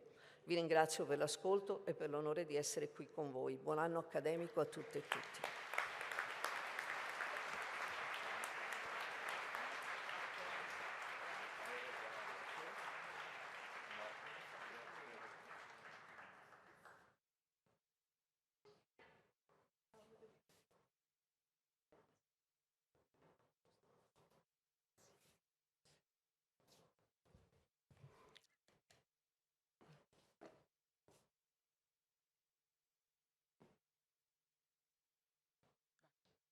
Prende la parola la Presidente della Conferenza dei Rettori delle Università Italiane, Laura Ramacciotti.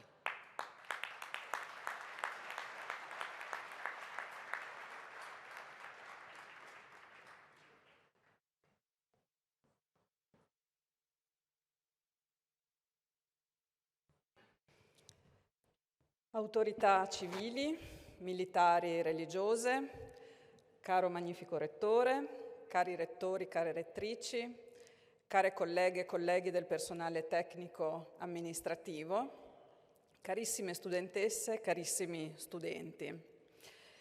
È per me oggi un grandissimo piacere, oltre che un onore, partecipare alla cerimonia di inaugurazione dell'anno accademico del Politecnico di Torino in un luogo che parla con forza della storia del nostro Paese e della sua capacità di trasformazione di cui tanto stiamo parlando in queste ore.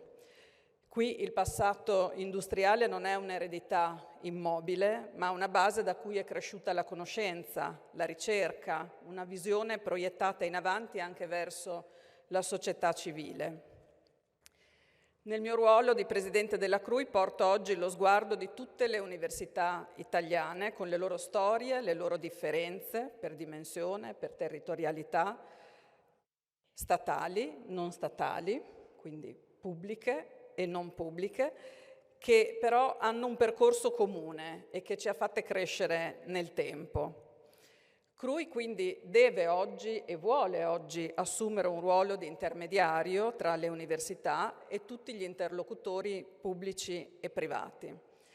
È difficile aggiungere considerazioni dense, diciamo, di innovazione alle tante cose che sono state dette da chi mi ha preceduta, ma il messaggio che voglio lasciarvi oggi in particolare è quello di una forte determinazione di voler rappresentare il nostro sistema accademico italiano come cerniera di confronto tra tutte le istituzioni, sia pubbliche che private, perché l'innovazione di cui abbiamo tanto parlato non può che crescere con la collaborazione di tutte le nostre istituzioni accademiche.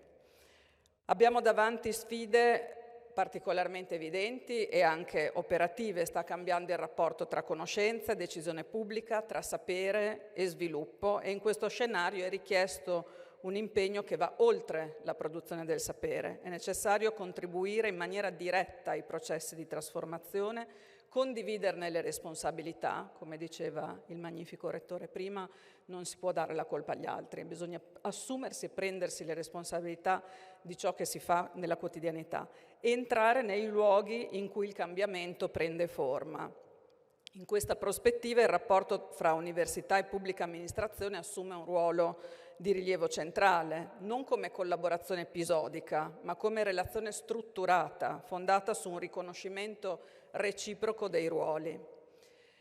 Inoltre le istituzioni sono oggi uno spazio in cui si progettano politiche, si sperimentano soluzioni organizzative e tecnologiche, si affrontano problemi complessi.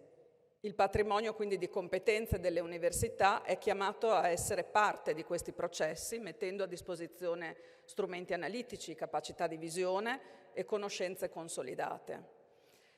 L'immaginario collettivo, lo dicevamo anche prima, vede ancora in parte la pubblica amministrazione come un luogo polveroso, di burocrazia, di lungaggini, ma la PA non è più così da tempo e noi siamo parte integrante di questo processo al quale diamo un contributo quotidiano. E riconoscere l'ambito pubblico come luogo di innovazione significa riconoscere che il cambiamento nasce anche lì dove si gestiscono i servizi, si amministrano i dati, si risponde quotidianamente ai bisogni dei cittadini. È su questo terreno che, anche attraverso il ruolo di coordinamento della CRUI, si è scelto negli anni di investire con continuità, costruendo collaborazioni stabili e percorsi condivisi, capaci di incidere in modo concreto sulla modernizzazione delle istituzioni. È dentro questo quadro che va letto il rapporto tra università e pubblica amministrazione. Ogni sistema nazionale in fondo procede alla velocità della propria amministrazione pubblica. Quando la PA rallenta l'intero sistema. Quando invece innova, sperimenta, misura gli effetti delle proprie scelte, diventa un fattore decisivo di crescita. Negli ultimi anni, anche grazie a una stagione di riforme strutturali, la pubblica amministrazione italiana sta attraversando un cambiamento profondo e di questo ringraziamo anche il Ministro per le tante iniziative che ha attivato in questi ultimi anni, in quest'ultimo periodo. Stanno evolvendo i modelli di reclutamento, i criteri di selezione, i percorsi di carriera, l'attenzione alla formazione continua, tanto richiamata oggi. Ma soprattutto sta cambiando il modo in cui si valuta l'azione pubblica. Al centro si colloca quindi sempre di più la capacità di generare valore pubblico, di produrre effetti concreti sul benessere dei cittadini, delle imprese e dei territori. Questo cambio di paradigma chiama direttamente in causa il sistema universitario. Le università non sono soltanto luoghi di produzione del sapere, ma vere e proprie fabbriche di innovazione che contribuiscono e devono contribuire alla qualità delle decisioni pubbliche. Attraverso la didattica, la ricerca, l'attività di terza missione, accompagnano questi processi di trasformazione, formano competenze, mettono in relazione conoscenze e bisogni reali delle istituzioni e delle società. La formazione è uno dei primi terreni di questo impegno. I percorsi universitari contribuiscono già oggi a preparare chi lavora nelle amministrazioni e chi sarà chiamato a guidarle domani, offrendo strumenti manageriali, organizzativi e culturali adeguati a contesti sempre più complessi. Accanto a questo la ricerca accademica fornisce analisi, modelli interpretativi, soluzioni sui grandi temi che attraversano anche la pubblica amministrazione, dal governo dei dati, come abbiamo più volte detto, all'uso delle nuove tecnologie, alla valutazione delle politiche pubbliche, alla misurazione del loro impatto. Ma è soprattutto nella terza missione che questo rapporto trova una dimensione concreta e immediata, attraverso ad esempio il public engagement, il trasferimento delle conoscenze, l'accompagnamento metodologico e la condivisione di buone pratiche. Le università contribuiscono a rendere l'innovazione accessibile, diffusa e anche replicabile. È qui che il sapere accademico esce un po' dai confini dei nostri atenei e diventa uno strumento operativo per le amministrazioni.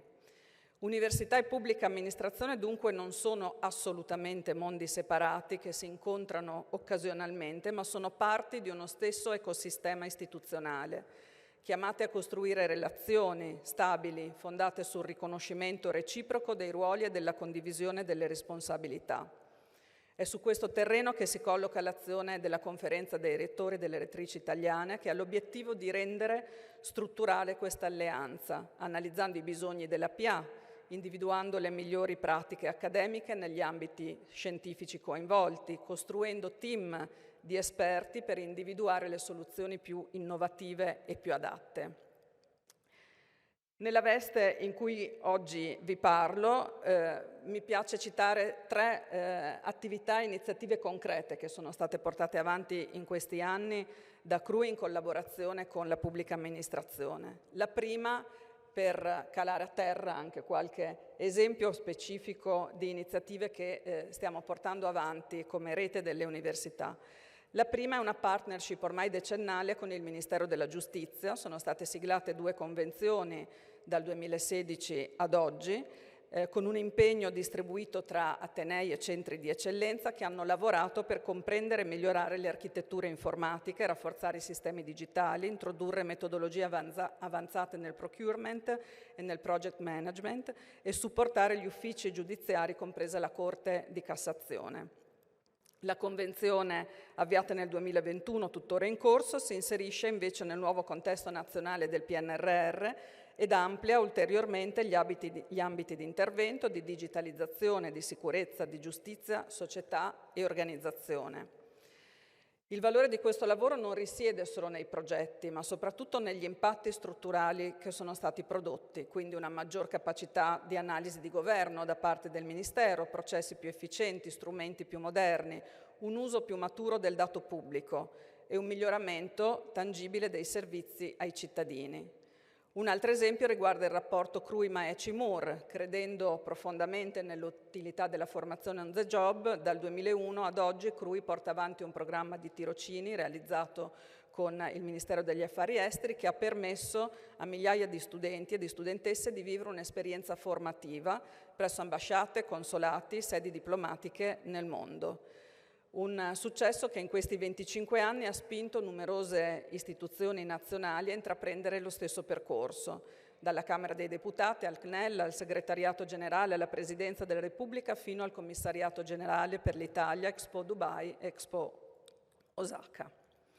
Un'iniziativa più recente riguarda poi le forniture di ricerca e si fonda sull'accordo con Consip, siglato nel 2025. Grazie a questo le università possono contare su procedure d'acquisto modellate da rilevazioni CRUI sui loro fabbisogni reali, trasformate poi da Consip in gare mirate e contratti su misura, quindi collaborazioni reciproche sia in termini di modalità operative al servizio dell'innovazione.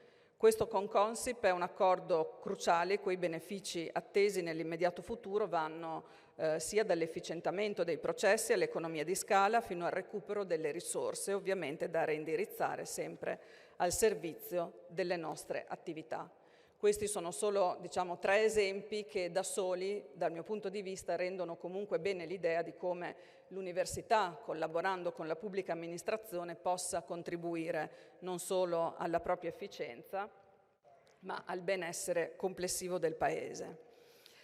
Quali sono i punti salienti che dal mio osservatorio stanno riguardando l'innovazione, la generazione di valore pubblico e le principali trasformazioni in atto all'interno della PA? Un aumento delle opportunità di accesso e di fabbisogno di personale. La PA italiana oggi è interessata da riforme strutturali che ne hanno accelerato capacità e ruolo di far accedere nuove risorse alla pubblica amministrazione. Una digitalizzazione già richiamata, velocizzazione dei concorsi, un'introduzione alla valutazione delle soft skills nei processi di selezione, un abbassamento dell'età media dei dipendenti pubblici, semplificazioni amministrative, richiamando chiaramente ciò che prima la Presidente ci sottolineava, ovvero non dobbiamo portare semplicemente digitalizzazione, ma far sì che questa abbia un impatto significativo sulla semplificazione. Nuovi sistemi di valutazione fondati su leadership, incremento di ore di formazione continua e riallineamento e innovazione anche dei contratti pubblici. Ha preso centralità anche il concetto di valore pubblico, quindi la misurazione degli impatti economici, sociali, ambientali, sanitari, istituzionali e digitali, con attenzione ai possibili trade-off tra i possibili impatti. In riferimento anche alle linee guida sul PIAO che definiscono il valore pubblico come benessere complessivo e multidimensionale, questa attività ha fatto sì che aumentasse la collaborazione tra soggetti pubblici, privati e del terzo settore. Solo qualche sollecitazione per ragioni di tempo riguardo a ciò che le università possono svolgere come attività di volano e di crescita per la pubblica amministrazione nelle nostre 3 missioni principali, didattica, ricerca e terza missione già richiamate. Le linee di rafforzamento oggi vanno nella direzione di potenziare percorsi manageriali e interdisciplinari. Crediamo moltissimo sulla leva dell'interdisciplinarità e su questo mettiamo a disposizione l'intero nostro sistema nazionale, perché ciascuno delle nostre realtà accademiche e universitarie, dalle statali alle non statali, ha delle punte di diamante in termini di specializzazione che devono necessariamente essere messe a fattor comune in network e in collaborazione. Lo sviluppo di master interuniversitari e dottorati di interesse nazionale sulla PA, costruzione di alleanze strutturate con le istituzioni per la formazione dei nuovi assunti, per il personale in servizio e per la preparazione dei futuri dirigenti. Sul fronte della ricerca, un'incentivazione forte della ricerca applicativa, può essere una linea di rafforzamento anche attraverso progetti realizzati in collaborazione con la pubblica amministrazione, la promozione di ricerche, come dicevamo, multidisciplinare, la costruzione di alleanze strutturate con le istituzioni per affrontare problemi sistemici e la condivisione dei risultati tramite piattaforme collaborative aperte a università e pubblica amministrazione. Sul lato della terza missione, a cui non a caso ho affidato la delega al collega rettore Stefano Corniati, per la forza propulsiva che abbiamo visto anche in questa apertura di inaugurazione di anno accademico, non solo in termini di spinta verso l'innovazione, ma anche su tutti i temi di raccordo con il pubblico, il privato e la cittadinanza sulla terza missione. Ritengo che alcune linee di rafforzamento possano essere quelle di adottare linguaggi divulgativi e strumenti accessibili alle diverse pubbliche amministrazioni, allo sviluppo di iniziative multidisciplinari di accompagnamento anche metodologico, alla costruzione di alleanze strutturate con le istituzioni e alla condivisione di risultati e buone pratiche tramite piattaforme collaborative, oltre a un supporto al rafforzamento delle capacità di gestione delle risorse, dei rischi e delle performance. L'utilizzo di scenari di megatrend può aiutarci ad orientare le politiche verso una creazione di valore pubblico nel lungo e medio periodo. È su questo terreno che anche attraverso il ruolo di coordinamento di CRUI si è scelto negli anni di investire con continuità, costruendo collaborazioni stabili, percorsi condivisi, capaci di incidere in modo concreto sulla modernizzazione delle istituzioni pubbliche a beneficio di ogni cittadino. Nel mio Ateneo, alcuni anni fa, ormai parecchi devo dire perché ne saranno passati 15 o forse quasi 20, avevamo coniato uno slogan che continuiamo a rinnovare come mantra: efficienti perché pubblici. Anche in questo caso cercando di invertire quella ormai desueta e non più attuale convinzione che nella pubblica amministrazione non risiedano dei processi di efficienza. Non è più assolutamente così, anzi sono tanti gli esempi e i modelli che possiamo portare di come questo rapporto e questo risultato sia assolutamente sfatato. E devo dire, dialogando spesso anche con, non solo per questioni professionali, istituzionali, ma anche per amicizia, con alcuni amiche, amici grandi o medi imprenditori, a volte dico, magari i tuoi collaboratori, i tuoi dipendenti svolgono con un pochino più di efficienza alcune di queste attività per il bene della tua impresa o della tua istituzione privata. E mi sono resa conto che non c'è più questa distinzione, per cui anche questa, diciamo, di un vecchio immaginario collettivo, nel privato siamo più veloci, siamo più efficienti, ci teniamo di più a raggiungere gli obiettivi che ci siamo dati rispetto al pubblico, perché io ho trovato all'interno della mia università, delle università che mi onoro di visitare da qualche mese a questa parte, tantissima determinazione, tantissima competenza e tantissimo desiderio di far funzionare nel migliore dei modi e con uno spirito veramente anche collettivo di far crescere se stessi e gli altri tutti insieme. Non mi resta che augurarvi un buonissimo anno accademico a tutte e a tutti.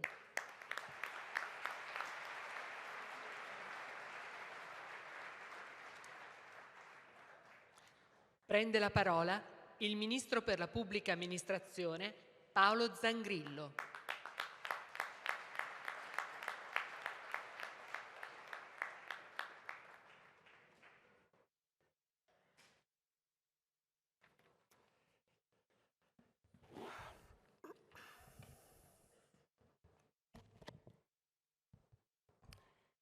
Magnifico Rettore, caro Stefano, autorità civili e militari, perdonatemi se non vi cito tutti ad uno, cari studenti. Intanto vi voglio portare i saluti e gli auguri del Governo per questa importante giornata e poi personalmente vi voglio ringraziare per l'onore che mi avete riconosciuto di partecipare a questa cerimonia.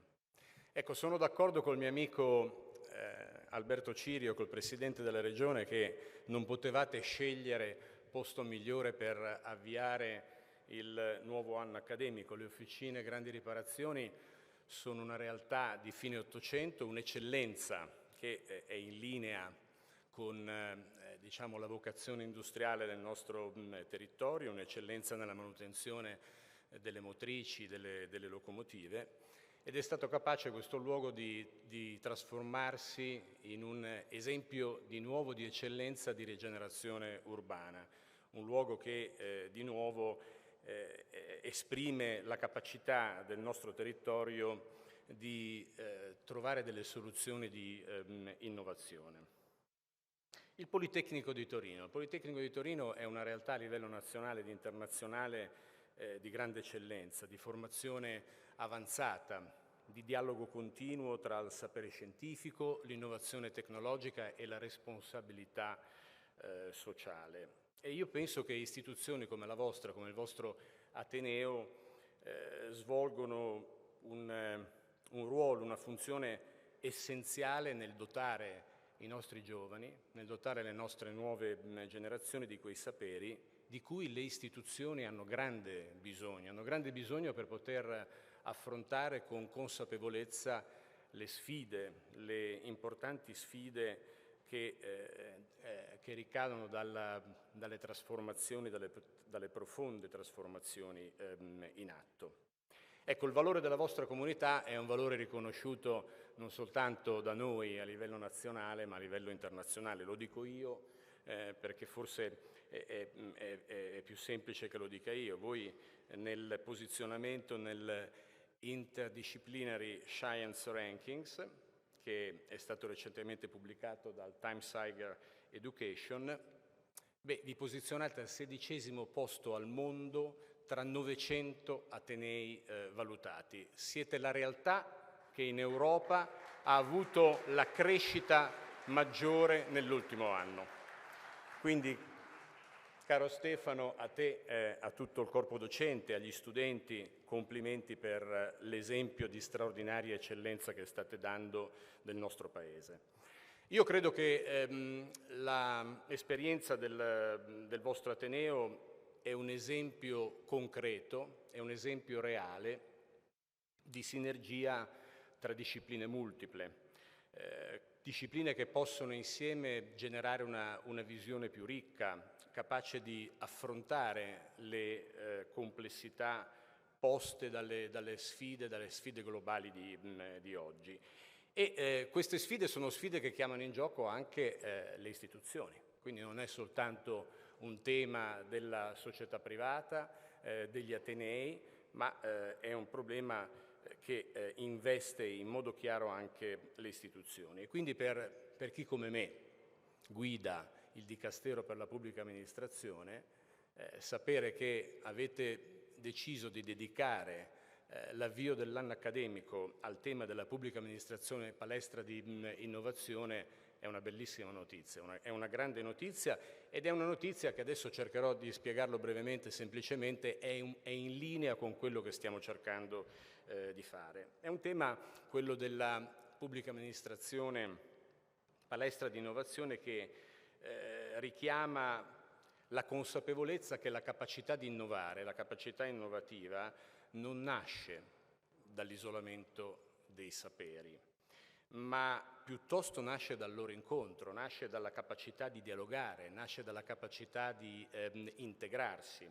Non è mai un fatto puramente individuale, ma è l'esito di un processo collettivo, è piuttosto l'esito di un processo nel quale si intrecciano relazioni, percorsi che uniscono e che rafforzano competenze diverse, e tutto questo nel cercare di realizzare un obiettivo comune. Questa espressione, secondo me, l'espressione pubblica amministrazione palestra di innovazione, racchiude un significato profondo. Il significato è quello che l'innovazione non è un fatto astratto, non è una parola alla moda, non è una parola fashion, ma l'innovazione è un processo concreto, è un processo quotidiano, è un processo che cosa prevede? Prevede la capacità di affrontare dei temi reali, prevede la capacità di assumere delle decisioni, prevede la capacità di assumersi delle responsabilità, prevede per le istituzioni la capacità di realizzare delle soluzioni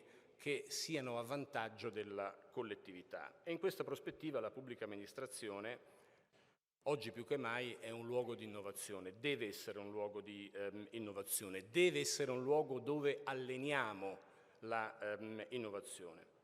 Io penso che l'università sia il luogo in cui si acquisiscono conoscenze, si costruiscono i fondamenti teorici, si sviluppa il pensiero critico, quindi si impara a sviluppare il pensiero critico. La pubblica amministrazione invece è il luogo in cui queste conoscenze diventano competenze, in cui queste conoscenze si trasformano in capacità di agire, capacità di decidere, capacità di trasformare la realtà.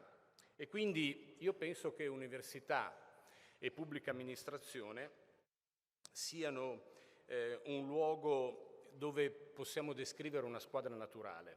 Da un lato la pubblica amministrazione, che è un luogo di innovazione, diventa un luogo di innovazione grazie all'università, perché riesce a mettere a sistema e riesce a trasformare i saperi in cose concrete, nella capacità di far accadere le cose, e dall'altro c'è l'università che porta avanti innovazione, che riversata nella pubblica amministrazione diventa un'innovazione democratica. Ecco, a me è piaciuto moltissimo il richiamo che ha fatto Stefano, che ha fatto il rettore, il magnifico rettore, poi richiamato ancora dalla Presidente Severino, di innovazione definita come innovazione democratica. Perché democratica? Democratica perché è a vantaggio della collettività, perché è un'innovazione che si traduce poi in miglioramento dei servizi pubblici, nella capacità di rafforzare la coesione sociale e quindi in sostanza, in definitiva, contribuisce allo sviluppo del Paese. Questa alleanza tra mondo accademico e istituzioni pubbliche, io penso sia una condizione indispensabile per affrontare le grandi transizioni del nostro tempo. Noi siamo di fronte a transizioni importanti, profonde, la transizione digitale, la transizione ecologica, la transizione energetica, la transizione demografica, solo per citarne alcune.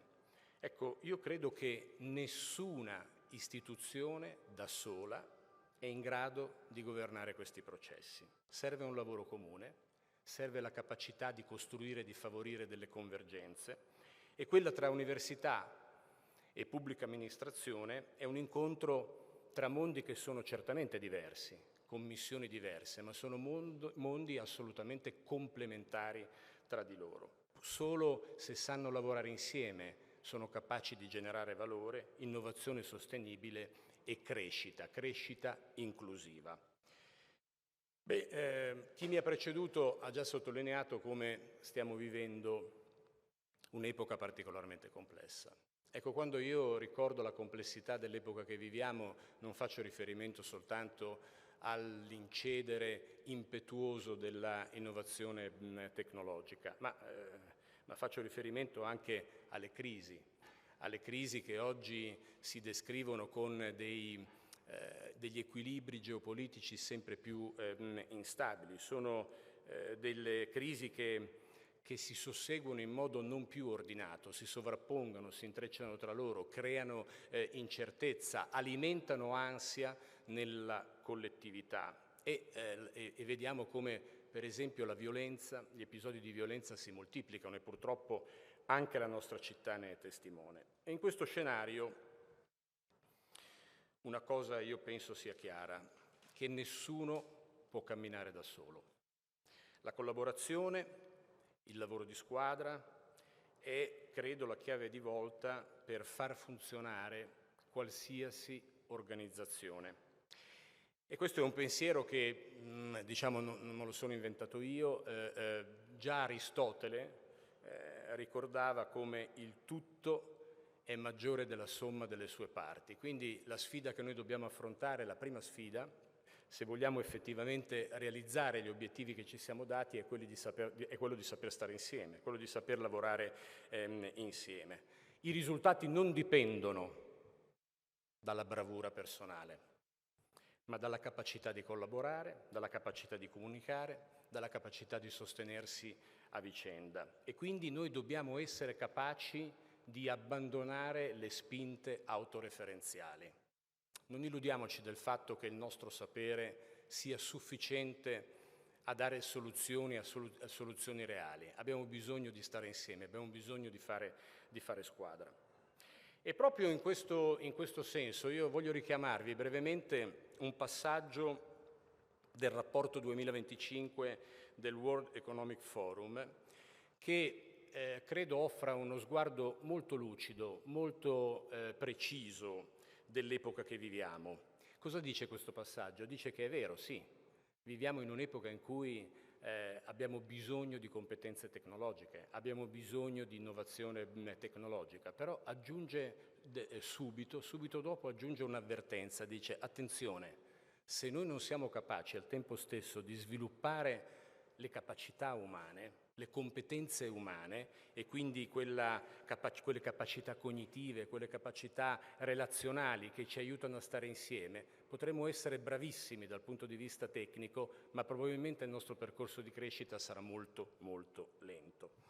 E quindi il percorso che attende, e qui mi rivolgo agli studenti, a voi giovani studenti, è un percorso che ha bisogno di impegno, di costanza, di capacità di analisi, di capacità critica, perché vi deve preparare ad una futura vita professionale che probabilmente non sarà lineare, una futura vita professionale che richiederà coraggio, responsabilità, visione, capacità di cambiamento, capacità di adattamento, e cioè dovrete essere capaci a comprendere che il cambiamento non è una maledizione, il cambiamento non è una minaccia rispetto all'area di comfort che ci siamo costruiti, ma deve diventare un'opportunità. E quindi guardare la pubblica amministrazione come una scelta, una possibile scelta professionale, ecco, io vi voglio dire che significa mettere il vostro talento, le vostre capacità, la vostra passione al servizio del futuro del Paese. Significa, in fin dei conti, partecipare alla costruzione di politiche pubbliche efficaci, significa sostanzialmente contribuire a rafforzare la nostra democrazia. Ecco, su questo io vorrei soffermarmi un attimo, su questo tema, su che cosa significa lavorare nella pubblica amministrazione. La centralità della pubblica amministrazione affonda le sue radici nella Carta Costituzionale.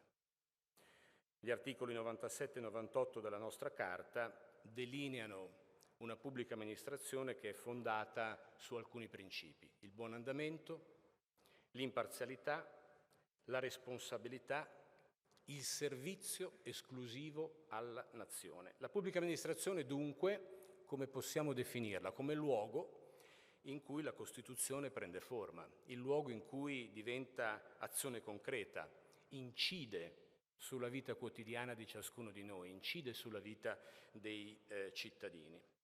E il principio, questo principio di servizio esclusivo alla nazione, rappresenta una sorta di fedeltà qualificata e quindi, per essere chiari, non è una fedeltà all'indirizzo politico contingente, ma al contrario è fedeltà verso l'istituzione, verso la legalità, verso la collettività.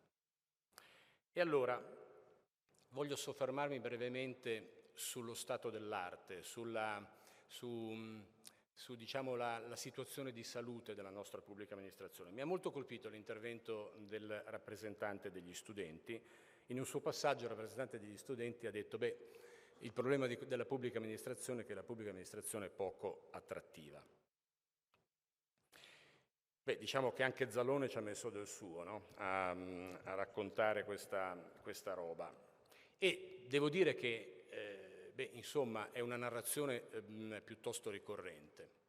Ed effettivamente non mi posso nascondere, se voglio svolgere il mio ruolo con responsabilità, che la pubblica amministrazione italiana ha conosciuto una fase molto complicata, molto difficile. Abbiamo avuto 10 anni in cui nella pubblica amministrazione non si è assunto, blocco del turnover. Io non credo che esista organizzazione al mondo che sia riuscita a resistere a 10 anni senza poter inserire nuove competenze, nuove forze, nuova forza lavoro nei suoi ranghi. Abbiamo perso 300.000 persone, mi sembra lo ricordasse il direttore generale nel suo intervento. Abbiamo incrementato l'età media, nel 2009 l'età media dei dipendenti pubblici era di 43 anni, è diventata alla fine del 2021 di 52 anni.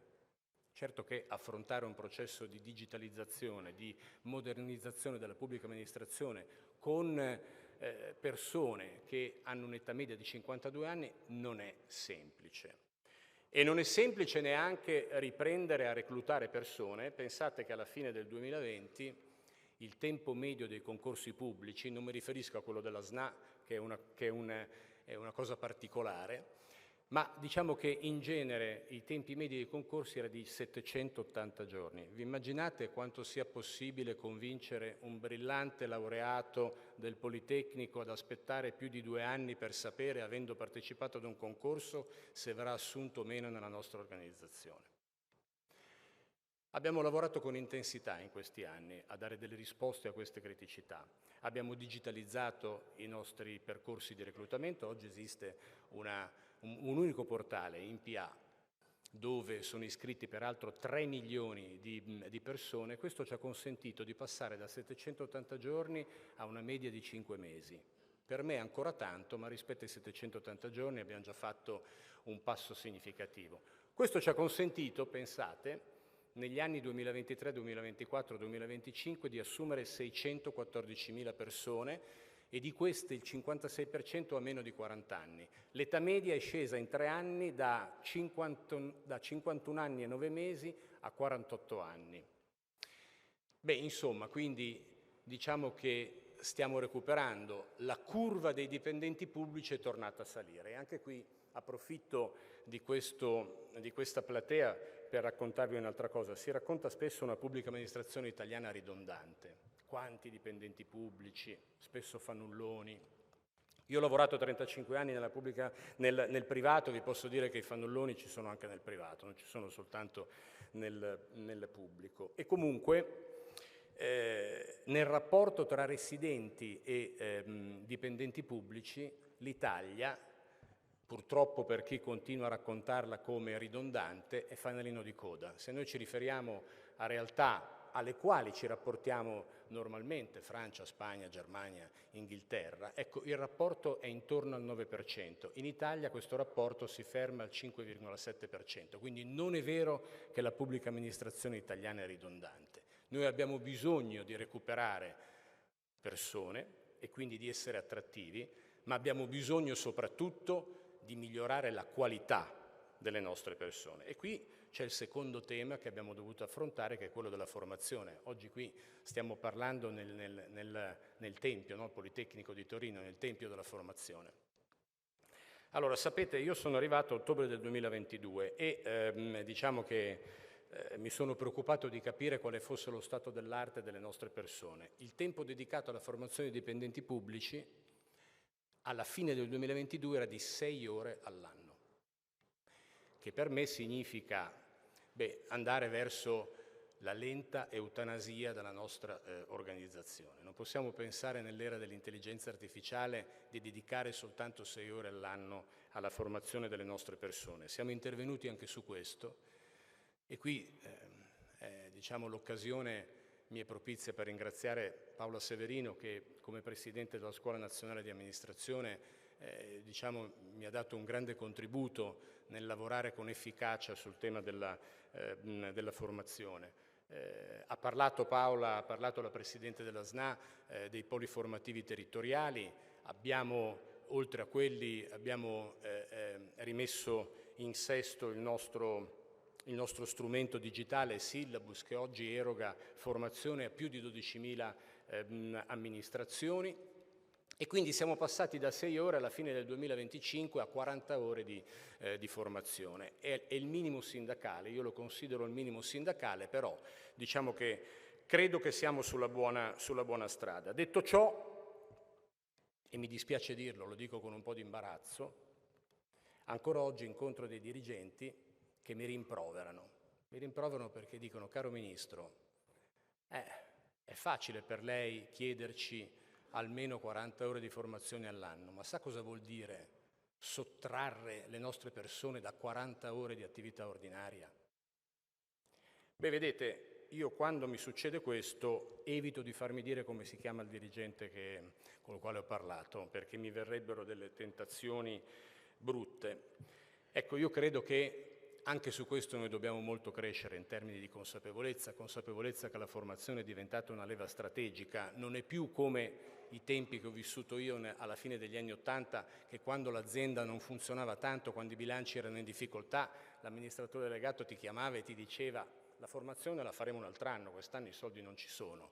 Oggi viviamo in un mondo dove senza formazione non possiamo guardare al futuro con fiducia, e quindi è chiaro che di nuovo il rapporto con le scuole, con le università diventa per noi un fatto strategico, perché noi cresciamo, perché noi miglioriamo, perché noi diventiamo attrattivi se siamo capaci di offrire alle nostre persone formazione, possibilità di implementare le proprie competenze, le proprie capacità. E poi c'è un terzo tema, un ultimo tema, per raccontarvi in breve lo stato dell'arte della pubblica amministrazione, che è quello del merito. Dovete sapere che alla metà del 2023, quindi erano 7-8 mesi che stavo alla guida del Dicastero della Pubblica Amministrazione, ho ricevuto una garbata lettera dalla Corte dei Conti, che mi sottolineava come il 99,8% dei dirigenti pubblici fossero valutati alla fine del 22 eccellenti.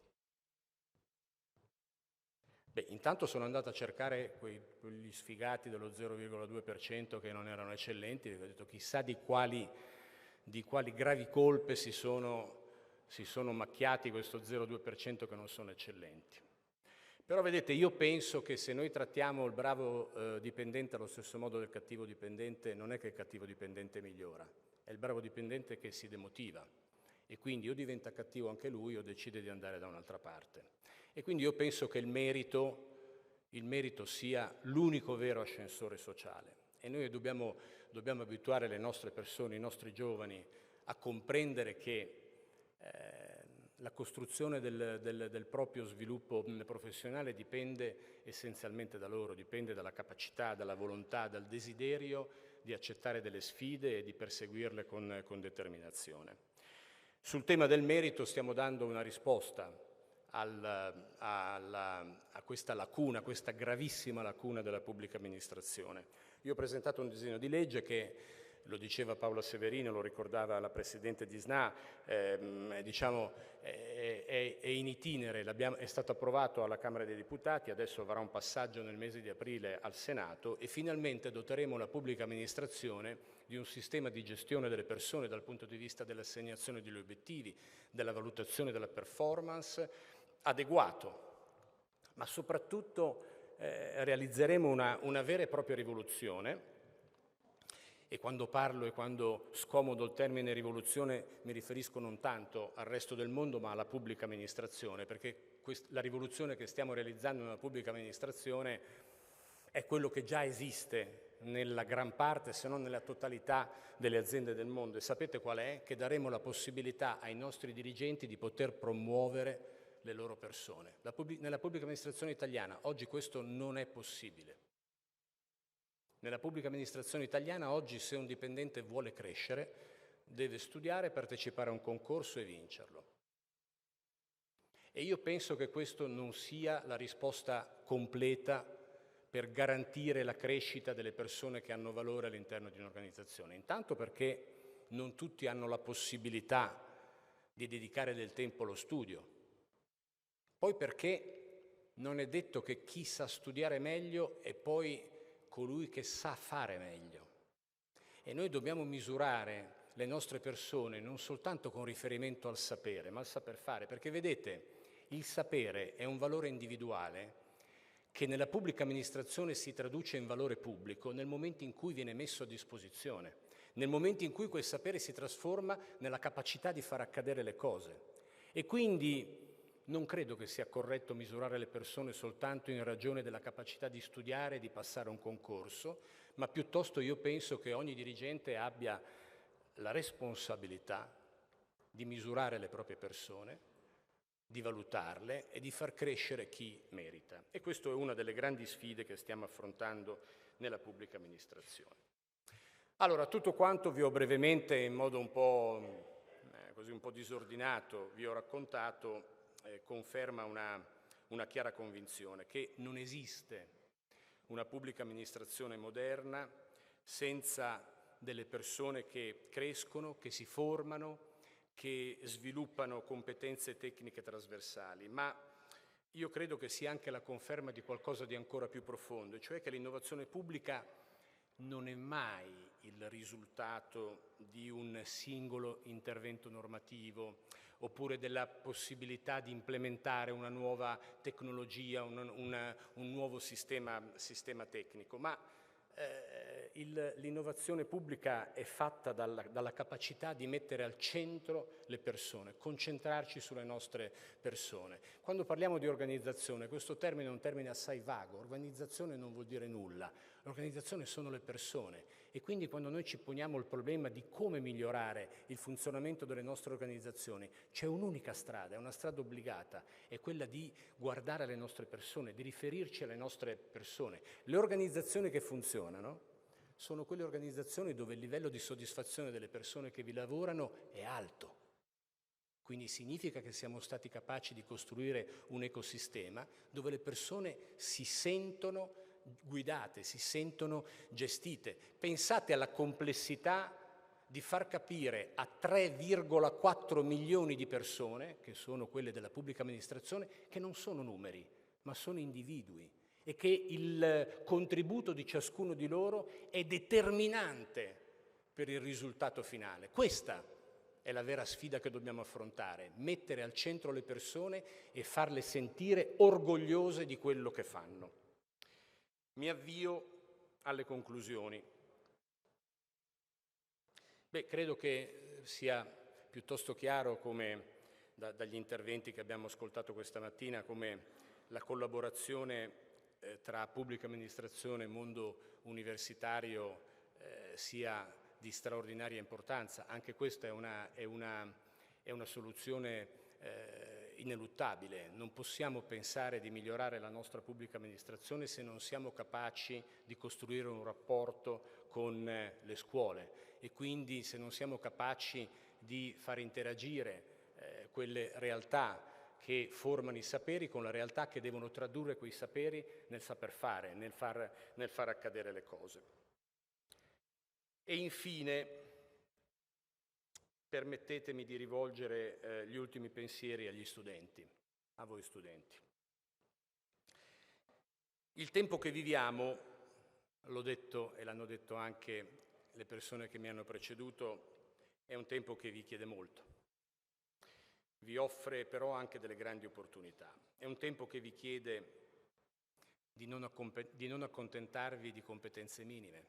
È un tempo che vi chiede di non fermarvi alla superficie. È un tempo che vi chiede di non considerare mai concluso il vostro percorso di crescita. Ecco perché mi piace tantissimo il termine pubblica amministrazione palestra di innovazione, perché come in palestra l'allenamento non finisce mai, non c'è un momento in cui dici ok, mi sono allenato e quindi adesso sono a posto. No, ma è qualcosa di continuo, è qualcosa che dobbiamo alimentare in continuo. E la pubblica amministrazione ha bisogno di giovani preparati, di giovani curiosi, di giovani che sono capaci di lavorare in squadra, giovani che siano capaci di assumersi delle responsabilità, giovani che siano capaci di tenere insieme la competenza tecnica con la visione etica.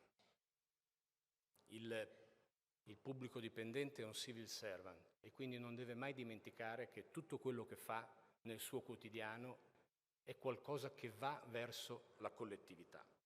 Se voi sceglierete di mettere, e questo è l'auspicio che io inseguo, di mettere il vostro talento al servizio delle istituzioni, quindi deve esservi chiaro che non vi sarà chiesto soltanto di rispettare delle regole, di applicare delle procedure, ma vi verrà chiesto soprattutto di contribuire a creare delle soluzioni. Non vi verrà chiesto soltanto di eseguire, ma vi verrà chiesto di tirar fuori le vostre idee, di avere il coraggio di esprimervi. È una sfida alta, è sicuramente una sfida impegnativa, ma è profondamente nobile. Noi abbiamo bisogno di persone che non temono la fatica del miglioramento continuo, abbiamo bisogno di persone che hanno il coraggio di mettersi in gioco, perché innovare, lo dicevo prima, come allenarsi, è un processo che non finisce mai. E noi dobbiamo avere chiaro che il futuro del Paese, il futuro dell'Italia, dipende essenzialmente dalla qualità delle nostre persone. Steve Jobs sosteneva che assumere persone intelligenti per dargli ordini non ha alcun senso. Noi assumiamo persone intelligenti affinché siano loro a dirci cosa fare. Ecco, vedete, è con questo spirito, che per me è un solenne impegno verso di voi, che vi auguro un anno accademico ricco di crescita, di nuove sfide da raggiungere. Buon lavoro e buon allenamento.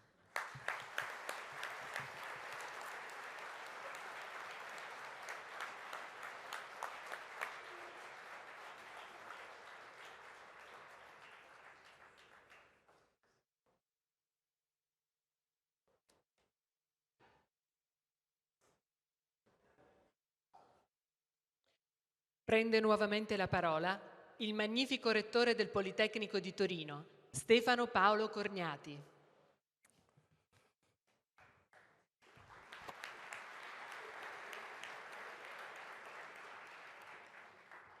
Con lo spirito e la visione che ha animato questa cerimonia, dichiaro ufficialmente aperto l'anno accademico 2025-2026, il 166esimo dalla fondazione della Scuola d'Applicazioni per gli Ingegneri, da cui il Politecnico di Torino ha avuto origine.